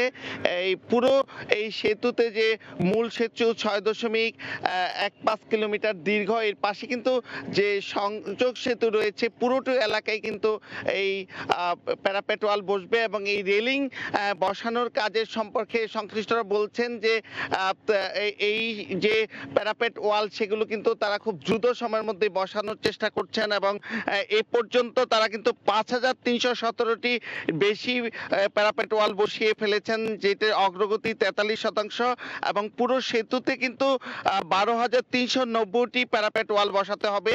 এবং সেই কাজটি তারা বলছিলেন যে এই যে পদ্মা সেতুতে যে এখন সড়ক পথ তৈরি হয়ে গেছে, যেখানে এখন কার্পেটিং কাজটা বাকি রয়েছে, এই কার্পেটিং এর বিষয়ে চ্যালেঞ্জ হলো যে এখন বৃষ্টি বাদলের মৌসুম চলছে এবং এই বৃষ্টি বাদলের মৌসুমের কারণে কিন্তু তারা এই কার্পেটিং এর কাজটি এখনই করছেন না। বৃষ্টি বাদল যাওয়ার পরেই কিন্তু তারা এই যে অক্টোবরের শেষ দিকে তারা বলছেন যে কার্পেটিং কাজটি করবেন, কিন্তু এই কার্পেটিং এর আগে কিন্তু সেতুর অন্যান্য কাজগুলো তারা সম্পন্ন করে রাখতে চান। সে কারণে কিন্তু তারা প্যারাপেট ওয়ালের প্রতি বেশি গুরুত্ব আরোপ করেছেন এবং এই প্যারাপেট ওয়ালগুলো কিন্তু এই যে পদ্মা সেতুর পাশে যে কনস্ট্রাকশন ইয়ার্ড রয়েছে সেখানে কিন্তু তৈরি করা হয়েছে এবং সেখান থেকে তারা কিন্তু এগুলো বিভিন্ন রকম যানে করে ক্রেনে এই সেতুর উপরে উঠিয়ে তারপরে কিন্তু এইগুলো পুরো সেতু জুড়েই এখন মাও প্রান্ত, জাজিরা প্রান্ত এবং সেতুর মাঝখানে যেখানে যেখানে সুযোগ সেখানে কিন্তু তারা এই প্যারাপেট ওয়াল বসানোর চেষ্টা করছেন এবং তারা বলছেন যে এই প্যারাপেট ওয়াল বসানোর যে টার্গেট সেটি তারা খুব দ্রুত শেষ করতে পারবেন। এর বাইরেও কিন্তু সেতুর আপনি জানেন যে নিচতলায় যে রেল লাইন তৈরি হয়ে গেছে, রেল স্ল্যাব বসে গেছে, সেখানে লাইন যেটা বসানো হবে এই যে সেটি বসানোর উদ্যোগ নেওয়ার কারণে কিন্তু সেখানে পাশেই যে সেতুর যে নিচতলা সেখানে যে মাঝখানে রেল লাইন, এই লাইনের পূর্ব পাশে কিন্তু গ্যাস লাইন বসছে এবং গ্যাস লাইনের কাজও কিন্তু দ্রুত এগিয়ে চলছে, যেটি এই সেতুর জাজিরা পয়েন্ট থেকে বসানো শুরু হয়েছে। যে 7টি মডিউল রয়েছে সেই মডিউলের মধ্যে কিন্তু যেই 7 নম্বর মডিউল থেকে তারা এই গ্যাস পাইপলাইন বসানো শুরু করেছে এবং এই গ্যাস পাইপলাইনের পাশাপাশি কিন্তু তাদের যে অন্যান্য কর্মযোগ্য আছে, যে সেতুর মাঝখানে যে 4 লেন সেতু উপরতলায়, সেই 4 লাইনের মধ্যে 2 লেন মাঝখানে কিন্তু একটা ডিভাইডার হবে, সেই ডিভাইডারের কাজ চলছে। এই রোড ওয়ের যে শেয়ার পকেট, সেই শেয়ার পকেটের কাজ চলছে এবং তাদের এই সেতুর যে খুঁটিনাটি যে কাজগুলো রয়েছে এবং এই যে সেতুতে যে উপরতলায় যে রোড স্ল্যাব বসেছে সেখানে কিন্তু তারা 7টি মডিউলে কাজগুলো করার কারণে এই 7টি মডিউলের 6টি কিন্তু তাদের জোড়া দিতে হবে। জোড়া মানে একটি মডিউলের সঙ্গে আরেকটি মডিউলের যে জয়েন্ট, সেই জয়েন্টের কাজ রয়েছে এবং দুই পাশে যে 2টি সংযোগ সেতুর জয়েন্ট, এই মিলে কিন্তু তাদের 8টি জয়েন্টের কাজ আছে, সেই জয়েন্টের কাজগুলো তারা করছেন। এবং নিচতলায় আমরা লক্ষ্য করছি যে পদ্মা সেতুর যে রেল স্ল্যাব যেখানে বসছে সেখানে কিন্তু ফিনিশিং এর কাজগুলো চলছে এবং তাদের সার্ভিস লাইন বসানোর কাজ চলছে এবং এই সব মিলে কিন্তু এখনো পদ্মা সেতু জুড়ে বিশাল কর্মযজ্ঞ চলমান রয়েছে। এই ছিল পদ্মা সেতুর অগ্রগতির সবশেষ খবর। মুন্সিগঞ্জ থেকে যোগ দিয়েছিলেন সহকর্মী নাসির উদ্দিন উজ্জ্বল। ডিসেম্বরের মধ্যে 8 থেকে 10 কোটি ভ্যাকসিন দেয়া হলে দেশের করোনা পরিস্থিতি আরও উন্নতি হবে, এমন মন্তব্য করেন জনপ্রশাসন প্রতিমন্ত্রী ফরহাদ হোসেন সোমবার বিকেলে ঝিনাইদহ সার্কিট হাউসের ৩য় তলা উদ্বোধন শেষে। তিনি আরও বলেন, বিএনপি যা বলে সবই উন্নয়ন বিরোধী, তাদের লড়াই স্বাধীনতার সপক্ষের শক্তির সাথে। ডিসেম্বরের মধ্যে প্রায় 8 থেকে 10 কোটি ভ্যাকসিন যখন দিয়ে ফেলতে পারবো, আমরা এই পরিস্থিতি আরও ভালো নিয়ন্ত্রণের মধ্যে আসতে পারবো। তবে ভ্যাকসিন দেওয়া সত্ত্বেও আমাদের কিন্তু মাস্ক পরতে হবে, স্বাস্থ্যবিধি মেনে চলতে হবে। বিএনপির লড়াইটা হচ্ছে স্বাধীনতার সপক্ষে শক্তির সাথে, এবং মুক্তিযুদ্ধে যারা নেতৃত্ব দান করেছিল আওয়ামী লীগের সাথে, তাদের দ্বন্দ্ব কিন্তু সেই মুক্তিযুদ্ধের সময় থেকেই। 5 মাস পর দর্শনার্থীদের জন্য খুলে দেওয়া হচ্ছে সুন্দরবন। বুধবার থেকে পর্যটকদের জন্য উন্মুক্ত করা হবে, তবে মানতে হবে স্বাস্থ্যবিধি। বন বিভাগের কর্মকর্তারা জানান, সামাজিক দূরত্ব, মাস্ক পরিধান সহ নানা বিধি নিষেধ মানতে হবে দর্শনার্থীদের। চলাচল নির্বিঘ্ন করতে সার্বক্ষণিক তদারকিতে থাকবে বন বিভাগ। এদিকে পর্যটকদের স্বাগত জানাতে ব্যস্ততা শুরু হয়েছে সেখানকার হোটেল, মোটেল সহ ক্ষুদ্র ব্যবসায়ীদের।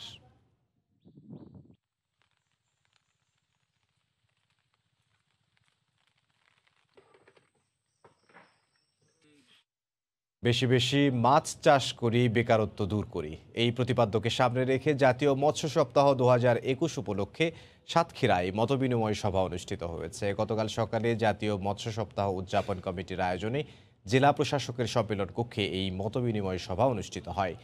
এ সময় মৎস্যচাষীরা সংশ্লিষ্ট বিভিন্ন ধরনের সমস্যার কথা তুলে ধরেন। পরে জেলা প্রশাসক সমস্যা সমাধানে কাজ করবেন বলে তাদেরকে আশ্বস্ত করেন।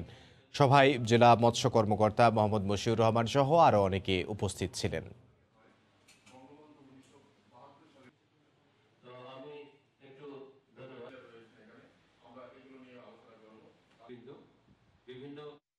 চাঁদপুরে অসহায় ও দুস্থ মানুষদের মাঝে খাদ্য সামগ্রী বিতরণ করা হয়েছে। গতকাল দুপুরে প্রাণ RFL গ্রুপের সহায়তায় 5 শতাধিক পরিবারের হাতে এসব সামগ্রী তুলে দেন চাঁদপুরের পুলিশ সুপার মিলন মাহমুদ। চাল, ডাল, তেল, লবণ, বিস্কুট ও নুডলস সহ বিভিন্ন খাদ্য সামগ্রী বিতরণ করা হয়। এ সময় জেলা পুলিশের অন্যান্য কর্মকর্তারাও উপস্থিত ছিলেন।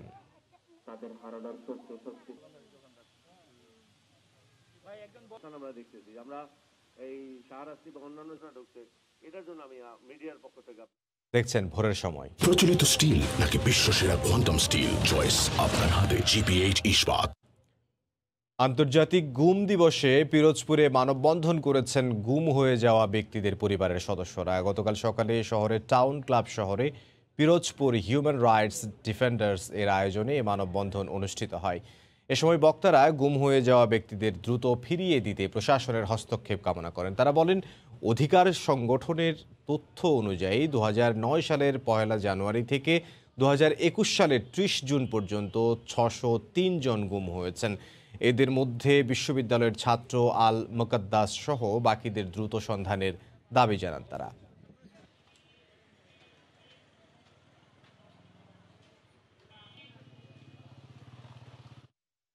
রানা কর্মসূচির মধ্য দিয়ে যশোরে দৈনিক রানা পত্রিকার সম্পাদক RM সাইফুল আলম মুকুলের 23তম মৃত্যুবার্ষিকী পালিত হয়েছে। গতকাল সকালে যশোর প্রেস ক্লাব থেকে সাংবাদিকদের বিভিন্ন সংগঠনের একটি শোক র্যালি বের হয়। র্যালিটি শহরের বেজপাড়া পিয়ারি মোহন রোডের স্মৃতিস্তম্ভে গিয়ে শেষ হয়। এরপর শ্রদ্ধাঞ্জলি দেন যশোর প্রেস ক্লাব ও বিভিন্ন সামাজিক ও সাংস্কৃতিক সংগঠনের নেতৃবৃন্দ। পরে সাংবাদিক ইউনিয়নের আয়োজনে আলোচনা সভা ও দোয়া অনুষ্ঠিত হয়।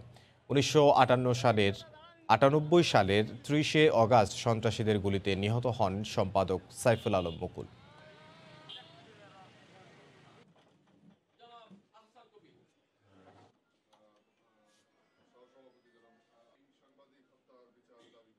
জাতীয় শোক দিবস ও 21 আগস্ট গ্রেনেড হামলায় নিহতদের স্মরণে ঝিনাইদহে আলোচনা সভা অনুষ্ঠিত হয়েছে। গতকাল দুপুরে জেলা শিল্পকলা একাডেমিতে এ অনুষ্ঠানের আয়োজন করে ঝিনাইদহ জেলা ছাত্রলীগ। এ সময় বক্তারা বলেন, জাতির জনকের আত্মত্যাগ থেকে শিক্ষা নিয়ে সেটা নিজেদের জীবনে বাস্তবায়ন করতে হবে।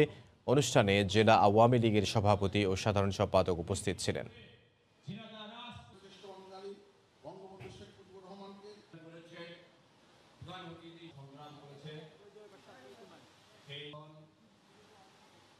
ভোরের সময় আরও থাকছে। ইউরোপ জুড়ে আবারও ভয়াবহ হতে পারে কোভিড পরিস্থিতি, সতর্কতা বিশ্ব স্বাস্থ্য সংস্থার। 1 ডিসেম্বরের মধ্যে আরও 2,36,000 মানুষের প্রাণহানির আশঙ্কা। ইউরোপ জুড়ে আবারও ভয়াবহ হতে পারে কোভিড পরিস্থিতি। বিশ্ব স্বাস্থ্য সংস্থা এমনই সতর্কতা দিয়েছে। তারা জানিয়েছে আগামী 1 ডিসেম্বরের মধ্যে কোভিড আরও 2,36,000 মানুষের প্রাণহানির আশঙ্কা রয়েছে মহাদেশটিতে। স্বাস্থ্যবিধি শিথিলের কারণেই এমন পরিস্থিতির সৃষ্টি হয়েছে। এদিকে শিক্ষা প্রতিষ্ঠান খুলতে শিক্ষক ও স্কুলের কর্মীদের অগ্রাধিকার ভিত্তিতে টিকা দেওয়ার পরামর্শ দিয়েছে জাতিসংঘ। ইউরোপ জুড়ে ফের বাড়ছে কোভিডের সংক্রমণ। অনেক দেশ বিধিনিষেধ তুলে নেয়ায় তৈরি হয়েছে সংকট। বিশ্ব স্বাস্থ্য সংস্থা সতর্ক করে জানিয়েছে, ইউরোপে আগামী 1 ডিসেম্বরের মধ্যে কোভিডে আরও 2,36,000 মানুষের প্রাণহানির আশঙ্কা রয়েছে। করোনা মহামারীতে এ পর্যন্ত ইউরোপেই 13 লাখ মানুষ মারা গেছেন। সংক্রমণের ঊর্ধ্বগতিকে গভীর উদ্বেগজনক বলছে সংস্থাটি। করোনা মহামারীর মধ্যে শিক্ষা প্রতিষ্ঠানগুলো চালু রাখতে শিক্ষক ও স্কুলের কর্মীদের অগ্রাধিকার ভিত্তিতে টিকা দেওয়ার পরামর্শ দিয়েছে বিশ্ব স্বাস্থ্য সংস্থা ও জাতিসংঘের শিশু বিষয়ক তহবিল ইউনিসেফ। সোমবার জাতিসংঘের এই সংস্থাগুলোর এক বিবৃতিতে এমন আহ্বান জানানো হয়, যাতে বলা হয়েছে গ্রীষ্মের ছুটির পর স্কুলগুলো আবার খুলতে যাচ্ছে। স্কুল খোলার পর শিক্ষার্থীদের ক্লাসরুমে উপস্থিত থাকার বিষয়টি খুবই গুরুত্বপূর্ণ। এ কারণে শিক্ষক ও কর্মচারীদের অগ্রাধিকার ভিত্তিতে টিকা দিতে হবে। ফ্রান্সে রেস্টুরেন্ট সহ কয়েকটি পেশায় কর্মরত 20 লাখ মানুষের জন্য স্বাস্থ্য পাস বাধ্যতামূলক করা হয়েছে। কাজের উদ্দেশ্যে ঘর থেকে বের হলেই এই পাস দেখাতে হবে। ইসরায়েলে 2 ডোজ টিকা নেওয়া সবার জন্য বাধ্যতামূলক করা হয়েছে বুস্টার ডোজ।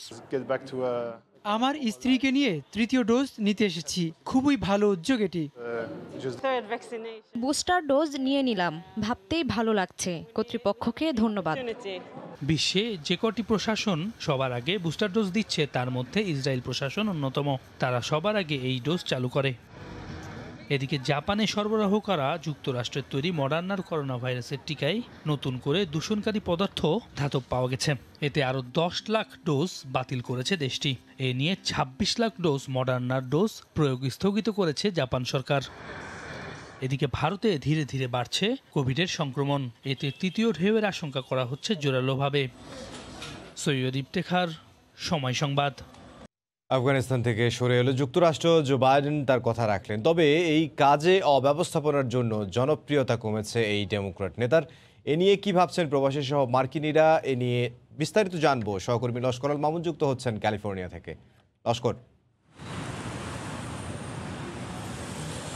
ধন্যবাদ ইমদাদ। আপনি যেমনটি বলছিলেন যে মার্কিন যুক্তরাষ্ট্রের শেষ বিমানটি আফগানিস্তানের কাবুল ছাড়ার সঙ্গে সঙ্গেই কাবুলে যে আনন্দ উল্লাস চলছে তালেবানদের, তার মধ্য থেকেই এটি স্পষ্ট হয়েছে যে তালেবানরা মনে করছেন তাদের এটি বিজয়, এবং আফগানিস্তানে তাদের একটি জয়ের যে সবশেষ একটি বাধা ছিল মার্কিন সেনারা, তারা চলে আসার কারণে তাদের সেই উল্লাসই প্রমাণ করে যে তারা পরিপূর্ণ ক্ষমতা গ্রহণ করেছেন, এমন একটি অবস্থায় তারা রয়েছেন। এই যখন অবস্থা, ঠিক তখনই মার্কিন যুক্তরাষ্ট্রের অভ্যন্তরীণ রাজনীতির মধ্যে চলছে নানান ধরনের জল্পনা কল্পনা। অর্থাৎ মার্কিন যুক্তরাষ্ট্রের যে সেনা প্রত্যাহারের অব্যবস্থাপনা নিয়ে প্রশ্ন উঠেছে, সেটি কিন্তু এখন অভ্যন্তরীণ রাজনীতির মধ্যে বেশ সরগরম হয়ে উঠেছে। ইতিমধ্যেই এই অভ্যন্তরীণ রাজনীতির যে 2টি পার্টি রয়েছে, রিপাবলিকান এবং ডেমোক্রেটিক, এই 2টি পার্টির মধ্যে কিন্তু ইতিমধ্যেই দ্বন্দ্ব বেড়েই চলেছে। এবং এমনকি জো বাইডেন তার নিজ দল ডেমোক্র্যাটদের তোপের মুখেও তিনি পড়েছেন, কারণ এই আফগানিস্তান থেকে সৈন্য প্রত্যাহারের যে অবস্থানের কারণে, অর্থাৎ যেটি বলছি 2020 সালের ফেব্রুয়ারি মাসের যে কথা চুক্তি অনুযায়ী, অর্থাৎ প্রেসিডেন্ট ট্রাম্পের আমলে যে চুক্তিটি হয়েছিল সেনা প্রত্যাহার, সেটি সম্পূর্ণ করলেন কিন্তু জো বাইডেন। অর্থাৎ জো বাইডেন চেয়েছিলেন যে আগামী সেপ্টেম্বরের 11 তারিখের আগে, অর্থাৎ 11 তারিখ সেপ্টেম্বরের যে হামলার পূর্তি, সেই পূর্তির দিনই শেষ সৈন্যটি তিনি প্রত্যাহার করে নিয়ে আসবেন, কিন্তু তড়িঘড়ি করে তার আগেই 31 আগস্টের মধ্যে তিনি তার সব সেনা প্রত্যাহারের সিদ্ধান্ত নিয়েছেন। এবং এই কারণেই এই তড়িঘড়ি করতে গিয়েই যে হামলা হয়েছে, সেই হামলার সবশেষ হামলায় 13 জন মার্কিন সৈন্য নিহত হয়েছেন। এবং সেই সৈন্য নিহত হওয়ার পরেই পরিস্থিতি বেশ ঘোলাটে হয়েছে এবং তিনি পড়েছেন বেশ তোপের মুখে। নানা প্রশ্নের সম্মুখীন হয়েছেন জো বাইডেন এবং অসংখ্য প্রশ্নের উত্তর তাকে দিতে হচ্ছে। যে কথা বলছিলাম যে এই 2 দশক ধরে আফগান যুদ্ধের যে অবসান হলো, তাতে একটি পরিসংখ্যানে দেখা গেছে যে প্রতিদিন গড়ে প্রায় $30 কোটি মার্কিন ডলার খরচ হয়েছে মার্কিন যুক্তরাষ্ট্রের।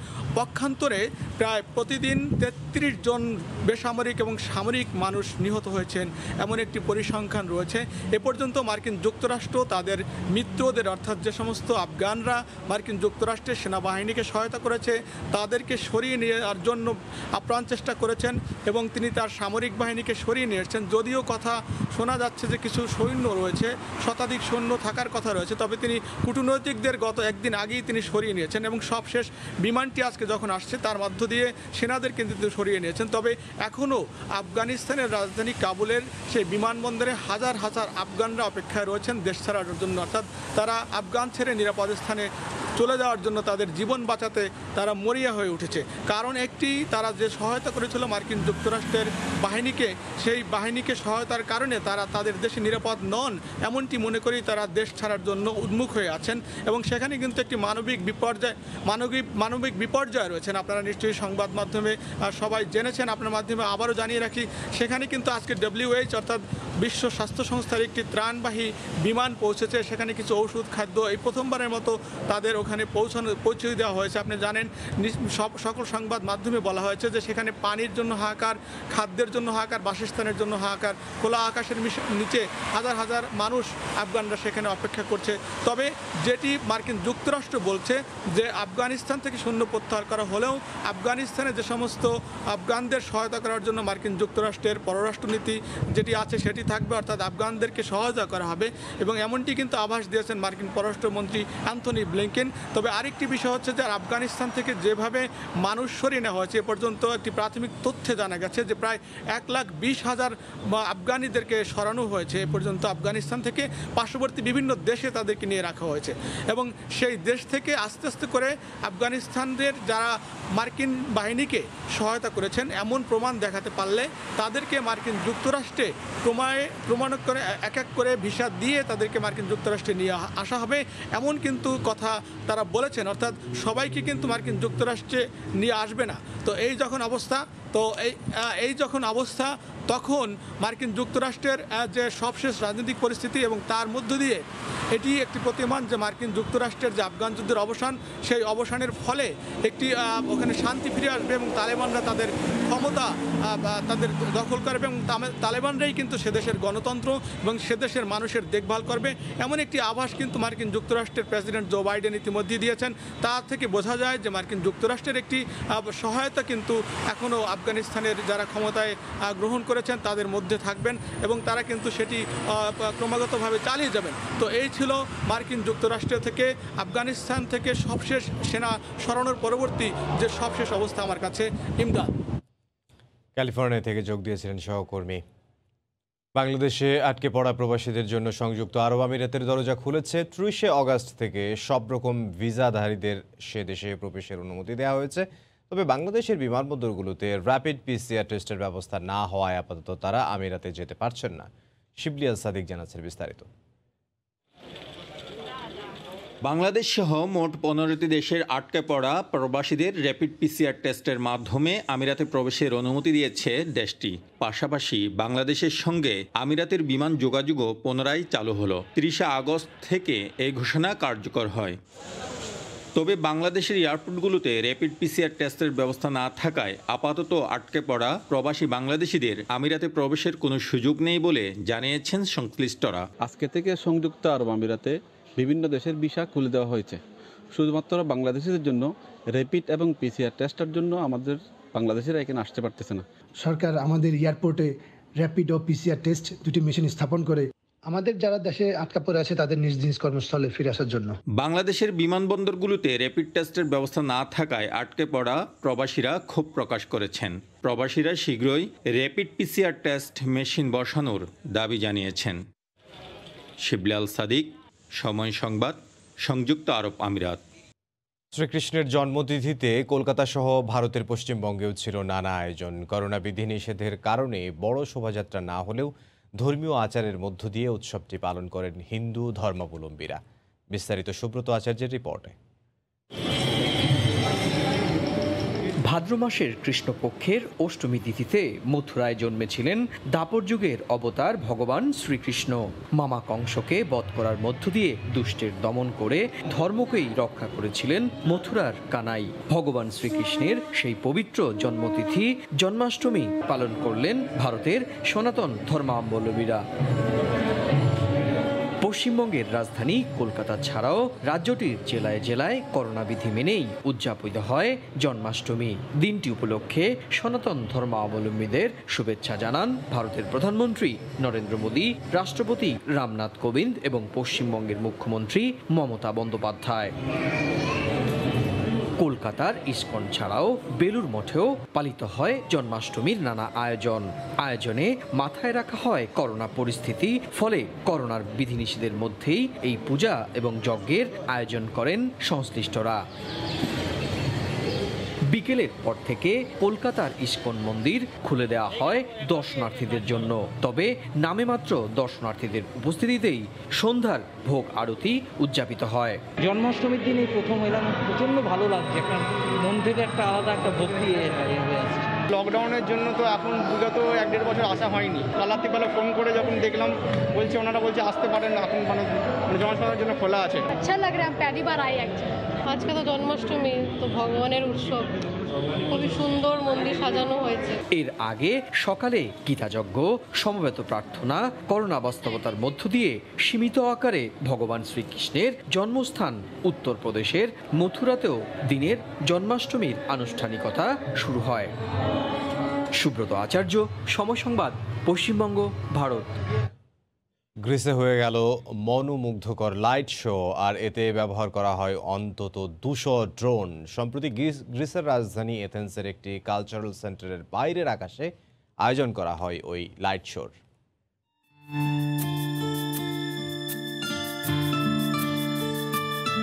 দূর থেকে দেখে মনে হতে পারে জোনাকি, আরো কাছে গেলে রাতের আকাশে দেখা মিলবে রং বেরঙের আলো। দেখে অদ্ভুত মনে হলেও ছোট ছোট এসব আলো আদতে ড্রোন। গ্রিসের রাজধানী এথেন্সে আয়োজিত মনোমুগ্ধকর এই লাইট শোতে ব্যবহার করা হয় অন্তত 200 ড্রোন। সুরের ছন্দে নানা রঙের ড্রোনগুলোকে বিন্যাস করে ফুটিয়ে তোলা হয় বিভিন্ন আকৃতি ও বস্তুর অবয়ব। রাজধানীর স্টারভোস নিয়ারকোস কালচারাল সেন্টারের উদ্যোগে চোখ ধাঁধানো এই লাইট শো দেখতে হাজির হন দেশি বিদেশি পর্যটকরাও। দেশটির ন্যাশনাল অপেরা এবং লাইব্রেরির অবস্থানও বিখ্যাত এই কালচারাল সেন্টারে। অন্যয় কর্মকার, সময় সংবাদ। নিউজিল্যান্ডের বিপক্ষে টি-20 সিরিজকে সামনে রেখে সোমবার প্রথমবারের মতো ফ্লাড লাইটে অনুশীলন করেছে টিম টাইগার্স। আলাদাভাবে এদিন ফিল্ডিং নিয়ে কাজ করেছেন কোচ। তবে নেটে অনুশীলনের সময় তাসকিনের বলে আঘাত পেয়ে মাঠ ছেড়েছেন middle order batsman Afif Hossain Dhrubo. যেন ছবি কথা বলে। রাসেল ডমিঙ্গোর 2 উইকেট কিপার তত্ত্বের যেন মাঠেই বাস্তবায়ন। একই ফ্রেমে মুশফিক, সোহান। বিকেলের ম্লান আলোয় কিছুটা কি মন খারাপ মুশির, এমন দৃশ্য অন্তত তাই বলে। তবে বিপত্তিটা ইনডোরে গিয়েই। অনুশীলনে হালকা চোট মুশির, ফিরেছেন কিছুক্ষণের মধ্যেই। অবশ্য বুকের শঙ্কা জাগায় একটু পরেই। তাসকিনের বাউন্সারে আঘাতপ্রাপ্ত আফিফ। রিফ্লেক্সে এটা স্পষ্ট জখমটা হয়েছে বেশ, তাই তো মাঠে নিলেন প্রাথমিক চিকিৎসা। পরে আর করেননি অনুশীলনও, আছেন পর্যবেক্ষণে। সেন্টার উইকেটের পাশে দীর্ঘক্ষণই শ্যাডো করেছেন কাপ্তান মাহমুদুল্লাহ। লোপ্পা বলকে কয়েক দফায় করেছেন সীমানা ছাড়া। পাশেই নাসুম আর লিটনের লড়াইটাও জমে উঠেছিল বেশ। এভাবেই বিকেল গড়িয়ে সন্ধ্যা জ্বলে ওঠে ফ্লাড লাইট।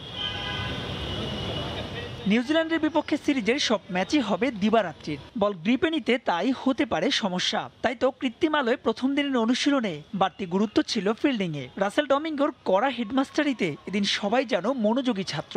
সাকিব, রিয়াদ, মুস্তাফিজ, সাইফুদ্দিন, বাদ যাননি কেউই। ওদিকে ওটিস গিবসনের পাঠশালায় ছিল তারুণ্যের প্রাধান্য। আর নতুন coach Ashwell Prince 3 top order Liton, Soumya, নাইমকে দিয়েছেন আলাদা টোটকা। 3.5 ঘন্টার অনুশীলন শেষ হয় 7:15 নাগাদ। মূল লড়াইয়ের আগে আরও এক দফা নিজেদের ঝালিয়ে নেওয়ার সুযোগ পাবে টিম টাইগার্স। মিরপুরে প্রথম টি-20 আগামী 1 সেপ্টেম্বর। মাহবুব রিমন, সময় সংবাদ, ঢাকা। নিউজিল্যান্ডের বিপক্ষে সিরিজের প্রথম 2 ম্যাচে উইকেটের পেছনে গ্লাভস হাতে দাঁড়াবেন নুরুল হাসান সোহান, আর পরের 2 ম্যাচে থাকবেন মুশফিকুর রহিম। আর এই ম্যাচগুলোর পারফরমেন্স বিচার করে নির্ধারণ করা হবে সিরিজের শেষ ম্যাচের উইকেট রক্ষক, জানিয়েছেন হেড কোচ রাসেল ডোমিঙ্গো। তবে টি-20 বিশ্বকাপের স্কোয়াড নিয়ে স্পষ্ট ধারণা আছে টিম ম্যানেজমেন্টের, তাই নিউজিল্যান্ড সিরিজের আগেই স্কোয়াড ঘোষণা করা উচিত বলে মনে করেন ডোমিঙ্গো।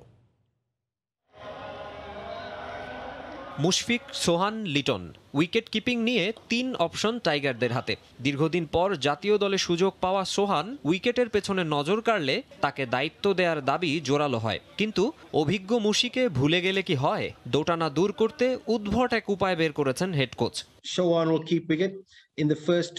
প্রথম 2 ম্যাচে উইকেট রক্ষকের দায়িত্বে থাকবে সোহান। এই সিরিজে আমরা দায়িত্বটা ভাগ করে দিতে চাই, তারপর শেষ ম্যাচের সিদ্ধান্ত নেওয়া যাবে। কিপিং স্পটটায় একচ্ছত্র আধিপত্য নেই মুশফিকের, কিন্তু ব্যাটিংয়ে তার ওপর অগাধ আস্থা টিম ম্যানেজমেন্টের। খেলবেন 4 নম্বরে, যদিও ওপেনিং স্পট নিয়ে কিছুটা ভাবনায় আছেন কোচ। লিটন, সৌম্য আর নাইমের মধ্য থেকে বেছে নিতে হবে 2 জনকে। যে কোনো জায়গার জন্য প্রতিযোগিতা থাকা ভালো, শুধু 11 জনকে নিয়েই আপনি প্রতিদিন ম্যাচ জিততে পারবেন না। বায়ো বাবলে আপনার একটা স্কোয়াড লাগবে, তাই বিকল্প ক্রিকেটার থাকা স্বস্তিদায়ক। ওপেনিং নিয়ে টিম ম্যানেজমেন্টের সবাই স্বস্তিতে থাকলেও টি-20 বিশ্বকাপ স্কোয়াড ঘোষণা নিয়ে নির্বাচকদের সঙ্গে কিছুটা দ্বিমত আছে ডোমিঙ্গোর। বলছেন আরও আগে বিশ্ব আসরের দল ঘোষণা হলে ভালো হতো। নিউজিল্যান্ড সিরিজ শেষ হওয়ার 1 বা 2 দিন আগে স্কোয়াড ঘোষণা করতে হবে। দলটা কেমন হবে সে বিষয়ে আমাদের স্পষ্ট ধারণা আছে। এই সিরিজের আগে ঘোষণা করতে পারলে সেটা খুব ভালো হতো, তাতে করে খেলোয়াড়রা মানসিকভাবে নির্ভর থাকতে পারত, চাপমুক্ত থেকে খেলতে পারত। আপাতত এই সিরিজের 19 ক্রিকেটারকে নিয়েই যত ভাবনা কোচের। ইনজুরি আক্রান্ত তামিম ইকবালকে নিয়ে ভাবছেন না খুব একটা। মাকসুম আলম খান, সময় সংবাদ, ঢাকা। সিরিজ শুরুর আগে প্রথমবারের মতো মূল মাঠে অনুশীলন করেছে নিউজিল্যান্ড ক্রিকেট দল। শেরি বাংলা ক্রিকেট স্টেডিয়ামের 8 নম্বর উইকেটে দীর্ঘ সময় ব্যাটিং বোলিং অনুশীলন করেন দলের ক্রিকেটাররা। প্রথমবারের মতো জাতীয় দলের হয়ে সফরে এসে রোমাঞ্চিত পেসার বেন সিয়ার্স। আসন্ন সিরিজে সফল হতে বোলিংয়ে বৈচিত্র্য আনার সঙ্গে স্মার্ট ক্রিকেট খেলতে হবে, এমন মন্তব্য করেছেন এই পেসার। বাংলাদেশ পা রাখার সপ্তাহ পার হয়েছে, কিন্তু এখনো যেন ঘোরের মধ্যে আছেন কিউই পেসার বেন সিয়ার্স। 3 দিনের কোয়ারেন্টিন শেষে বেশ কয়েক সেশন অনুশীলন সম্পন্ন করেছে ব্ল্যাক ক্যাপস। তবে এখনো রোমাঞ্চ শেষ হচ্ছে না 23 বছর বয়সী এই পেসারের। বাংলাদেশ যেন তার কাছে অন্য এক জগৎ। এখানকার পরিবেশ ও আবহাওয়া একেবারেই ভিন্ন। প্রচন্ড গরমে মানিয়ে নিতে খুব কষ্ট হচ্ছে। আশেপাশের সবকিছুই নতুন মনে হয়, এ যেন অন্য এক জগতে চলে এসেছি। তবে সবকিছু মিলিয়ে ভালো লাগছে। এখনো আন্তর্জাতিক অভিষেক হয়নি ওয়েলিংটনে বেড়ে ওঠা এই পেসারের। ঘরোয়া ক্রিকেটের রেকর্ডও আহামরি নয়। 12 টি-20তে নিয়েছেন 15 উইকেট। 3 ফরম্যাট মিলিয়ে 100 উইকেটও নেই তার ঝুলিতে। এমন রেকর্ড নিয়েও ডাক পেয়েছেন জাতীয় দলে। তাই নিজের অন্তর্ভুক্তিতে কিছুটা অবাক হলেও স্বপ্নটা বড় সিয়ার্সের। অভিষেক হলে তা অসাধারণ হবে। আমাদের অনেক ভালো পেসার আছে, তারপরও এই সিরিজের জন্য আমাকে বিবেচনা করা হয়েছে। আমার জন্য এটা বড় সুযোগ। বোলিং কোচ আমাকে অনেক সাহায্য করছে। এখানকার অভিজ্ঞতা সামনের দিনে কাজে আসবে। একদিন বিরতির পর অনুশীলন করেছে নিউজিল্যান্ড ক্রিকেট দল। গত 2 দিন তাদের ঝালিয়ে নিয়ে সীমাবদ্ধ ছিল মিরপুরের একাডেমি মাঠে। তৃতীয় দিনের অনুশীলনে সুযোগ আসলো মূল মাঠ ব্যবহারের। শেরেবাংলার 8 নম্বর উইকেটে দীর্ঘ সময় অনুশীলন করেছে কিউইরা। সম্প্রতি অস্ট্রেলিয়া সিরিজের ফলাফলে বেশ সতর্ক নিউজিল্যান্ড। দলে 3 স্পিনার থাকলেও নিজেদের শক্তির জায়গা পেস অ্যাটাক দিয়ে টাইগার বধ করার পরিকল্পনা তাদের। যদিও কাজটা যে সহজ না তা অনুশীলনে টের পাচ্ছে দলটির পেসাররা। আমি সবসময় চেষ্টা করি জোরে বল করতে, কিন্তু বাংলাদেশের উইকেট একেবারেই আলাদা। বৈচিত্র্য আনার সঙ্গে স্মার্ট বোলিং করতে হবে। অনুশীলনে স্লোয়ার আর অফ কাটার বল করার চেষ্টা করছি। 5 ম্যাচ সিরিজের প্রথম টি-20 মাঠে গড়াবে আগামী বুধবার। সাজিদ মুস্তাহিদ, সময় সংবাদ, ঢাকা। মনোমুগ্ধকর লাস ভেগাস, মায়াজালের নগরী, কি নেই সেখানে? যুক্তরাষ্ট্রের নেভাডা অঙ্গরাজ্যের পৃথিবী বিখ্যাত এই শহর ভ্রমণ না করলে হয়তো অপূর্ণই রয়ে যাবে ভ্রমণ পিপাসুদের মন। নান্দনিক লাস ভেগাস ঘুরে এসে সহকর্মী লস্কর আল মামুনের 3 পর্বের বিশেষ রিপোর্টের প্রথম পর্ব দেখব আজ। কেমন হয় যদি এমন কোনো শহরে আপনাকে পাঠানো হয় যেখানে যা ইচ্ছা করতে পারবেন, হ্যাঁ যা খুশি তা করতে পারার এই শহরের নাম Las Vegas.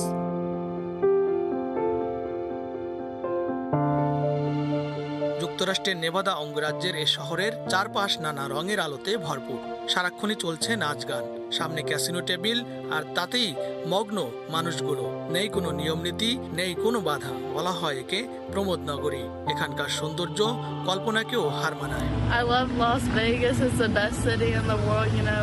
So much more progressive than Virginia. 420 blaze it, go Vegas. বলা হয় পৃথিবীর সবচেয়ে বড় পাপ আড্ডা হয় আমেরিকান শহর লাস ভেগাসে। জুয়া, মদ আর ক্যাসিনোতে ঠাসা পুরো শহর। আকাশচুম্বী দালান, যেখানে তাকানো যায় সেখানেই শুধু আলো আর আলো। বাহ্যিক চাকচিক্যের নেই কোনো অভাব।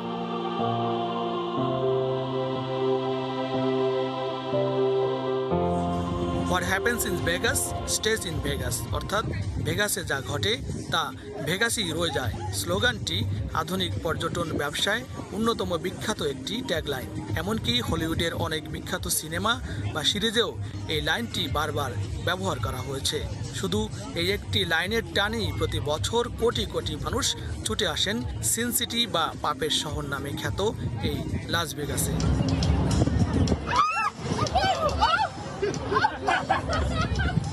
পর্যটক ও লাস ভেগাসের মধ্যে এই টানের প্রধান কারণ হিসেবে ধরা হয় এই শহরের বাতাসে যে স্বাধীনতার স্বাদ পাওয়া যায় সেটাকে। বিনোদনের তীর্থ হিসেবে বিশ্বময় পরিচিত লাস ভেগাস, তাই তো সৌন্দর্য পিপাসু মানুষের ভিড় লেগেই থাকে এখানে। লস্কর আল মামুন, সময় সংবাদ, লাস ভেগাস, যুক্তরাষ্ট্র। ভোরের সময়ের শীর্ষ সংবাদ জানিয়ে দিচ্ছে আরও একবার। রাজধানীতে ডেঙ্গু বাড়ছেই, দ্রুত জটিল হচ্ছে রোগীর অবস্থা। করোনায় আক্রান্ত ও মৃত্যু কমলেও স্বাস্থ্যবিধি না মানলে সংক্রমণ বাড়ার শঙ্কা। দেশে এলো সিনোফার্মের আরও 20 লাখ টিকা।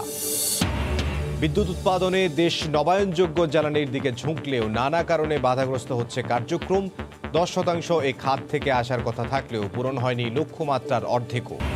চট্টগ্রাম নির্বাচন কার্যালয়ে নাগরিকরা নানা হয়রানির শিকার। টাকা না দিলে কাজ হয় না। 10 বছর ধরে ঘুরেও জাতীয় পরিচয়পত্রের ভুল সংশোধন না করতে পারার। এই ছিল ভোরের সময়। সঙ্গে থাকুন সবাই।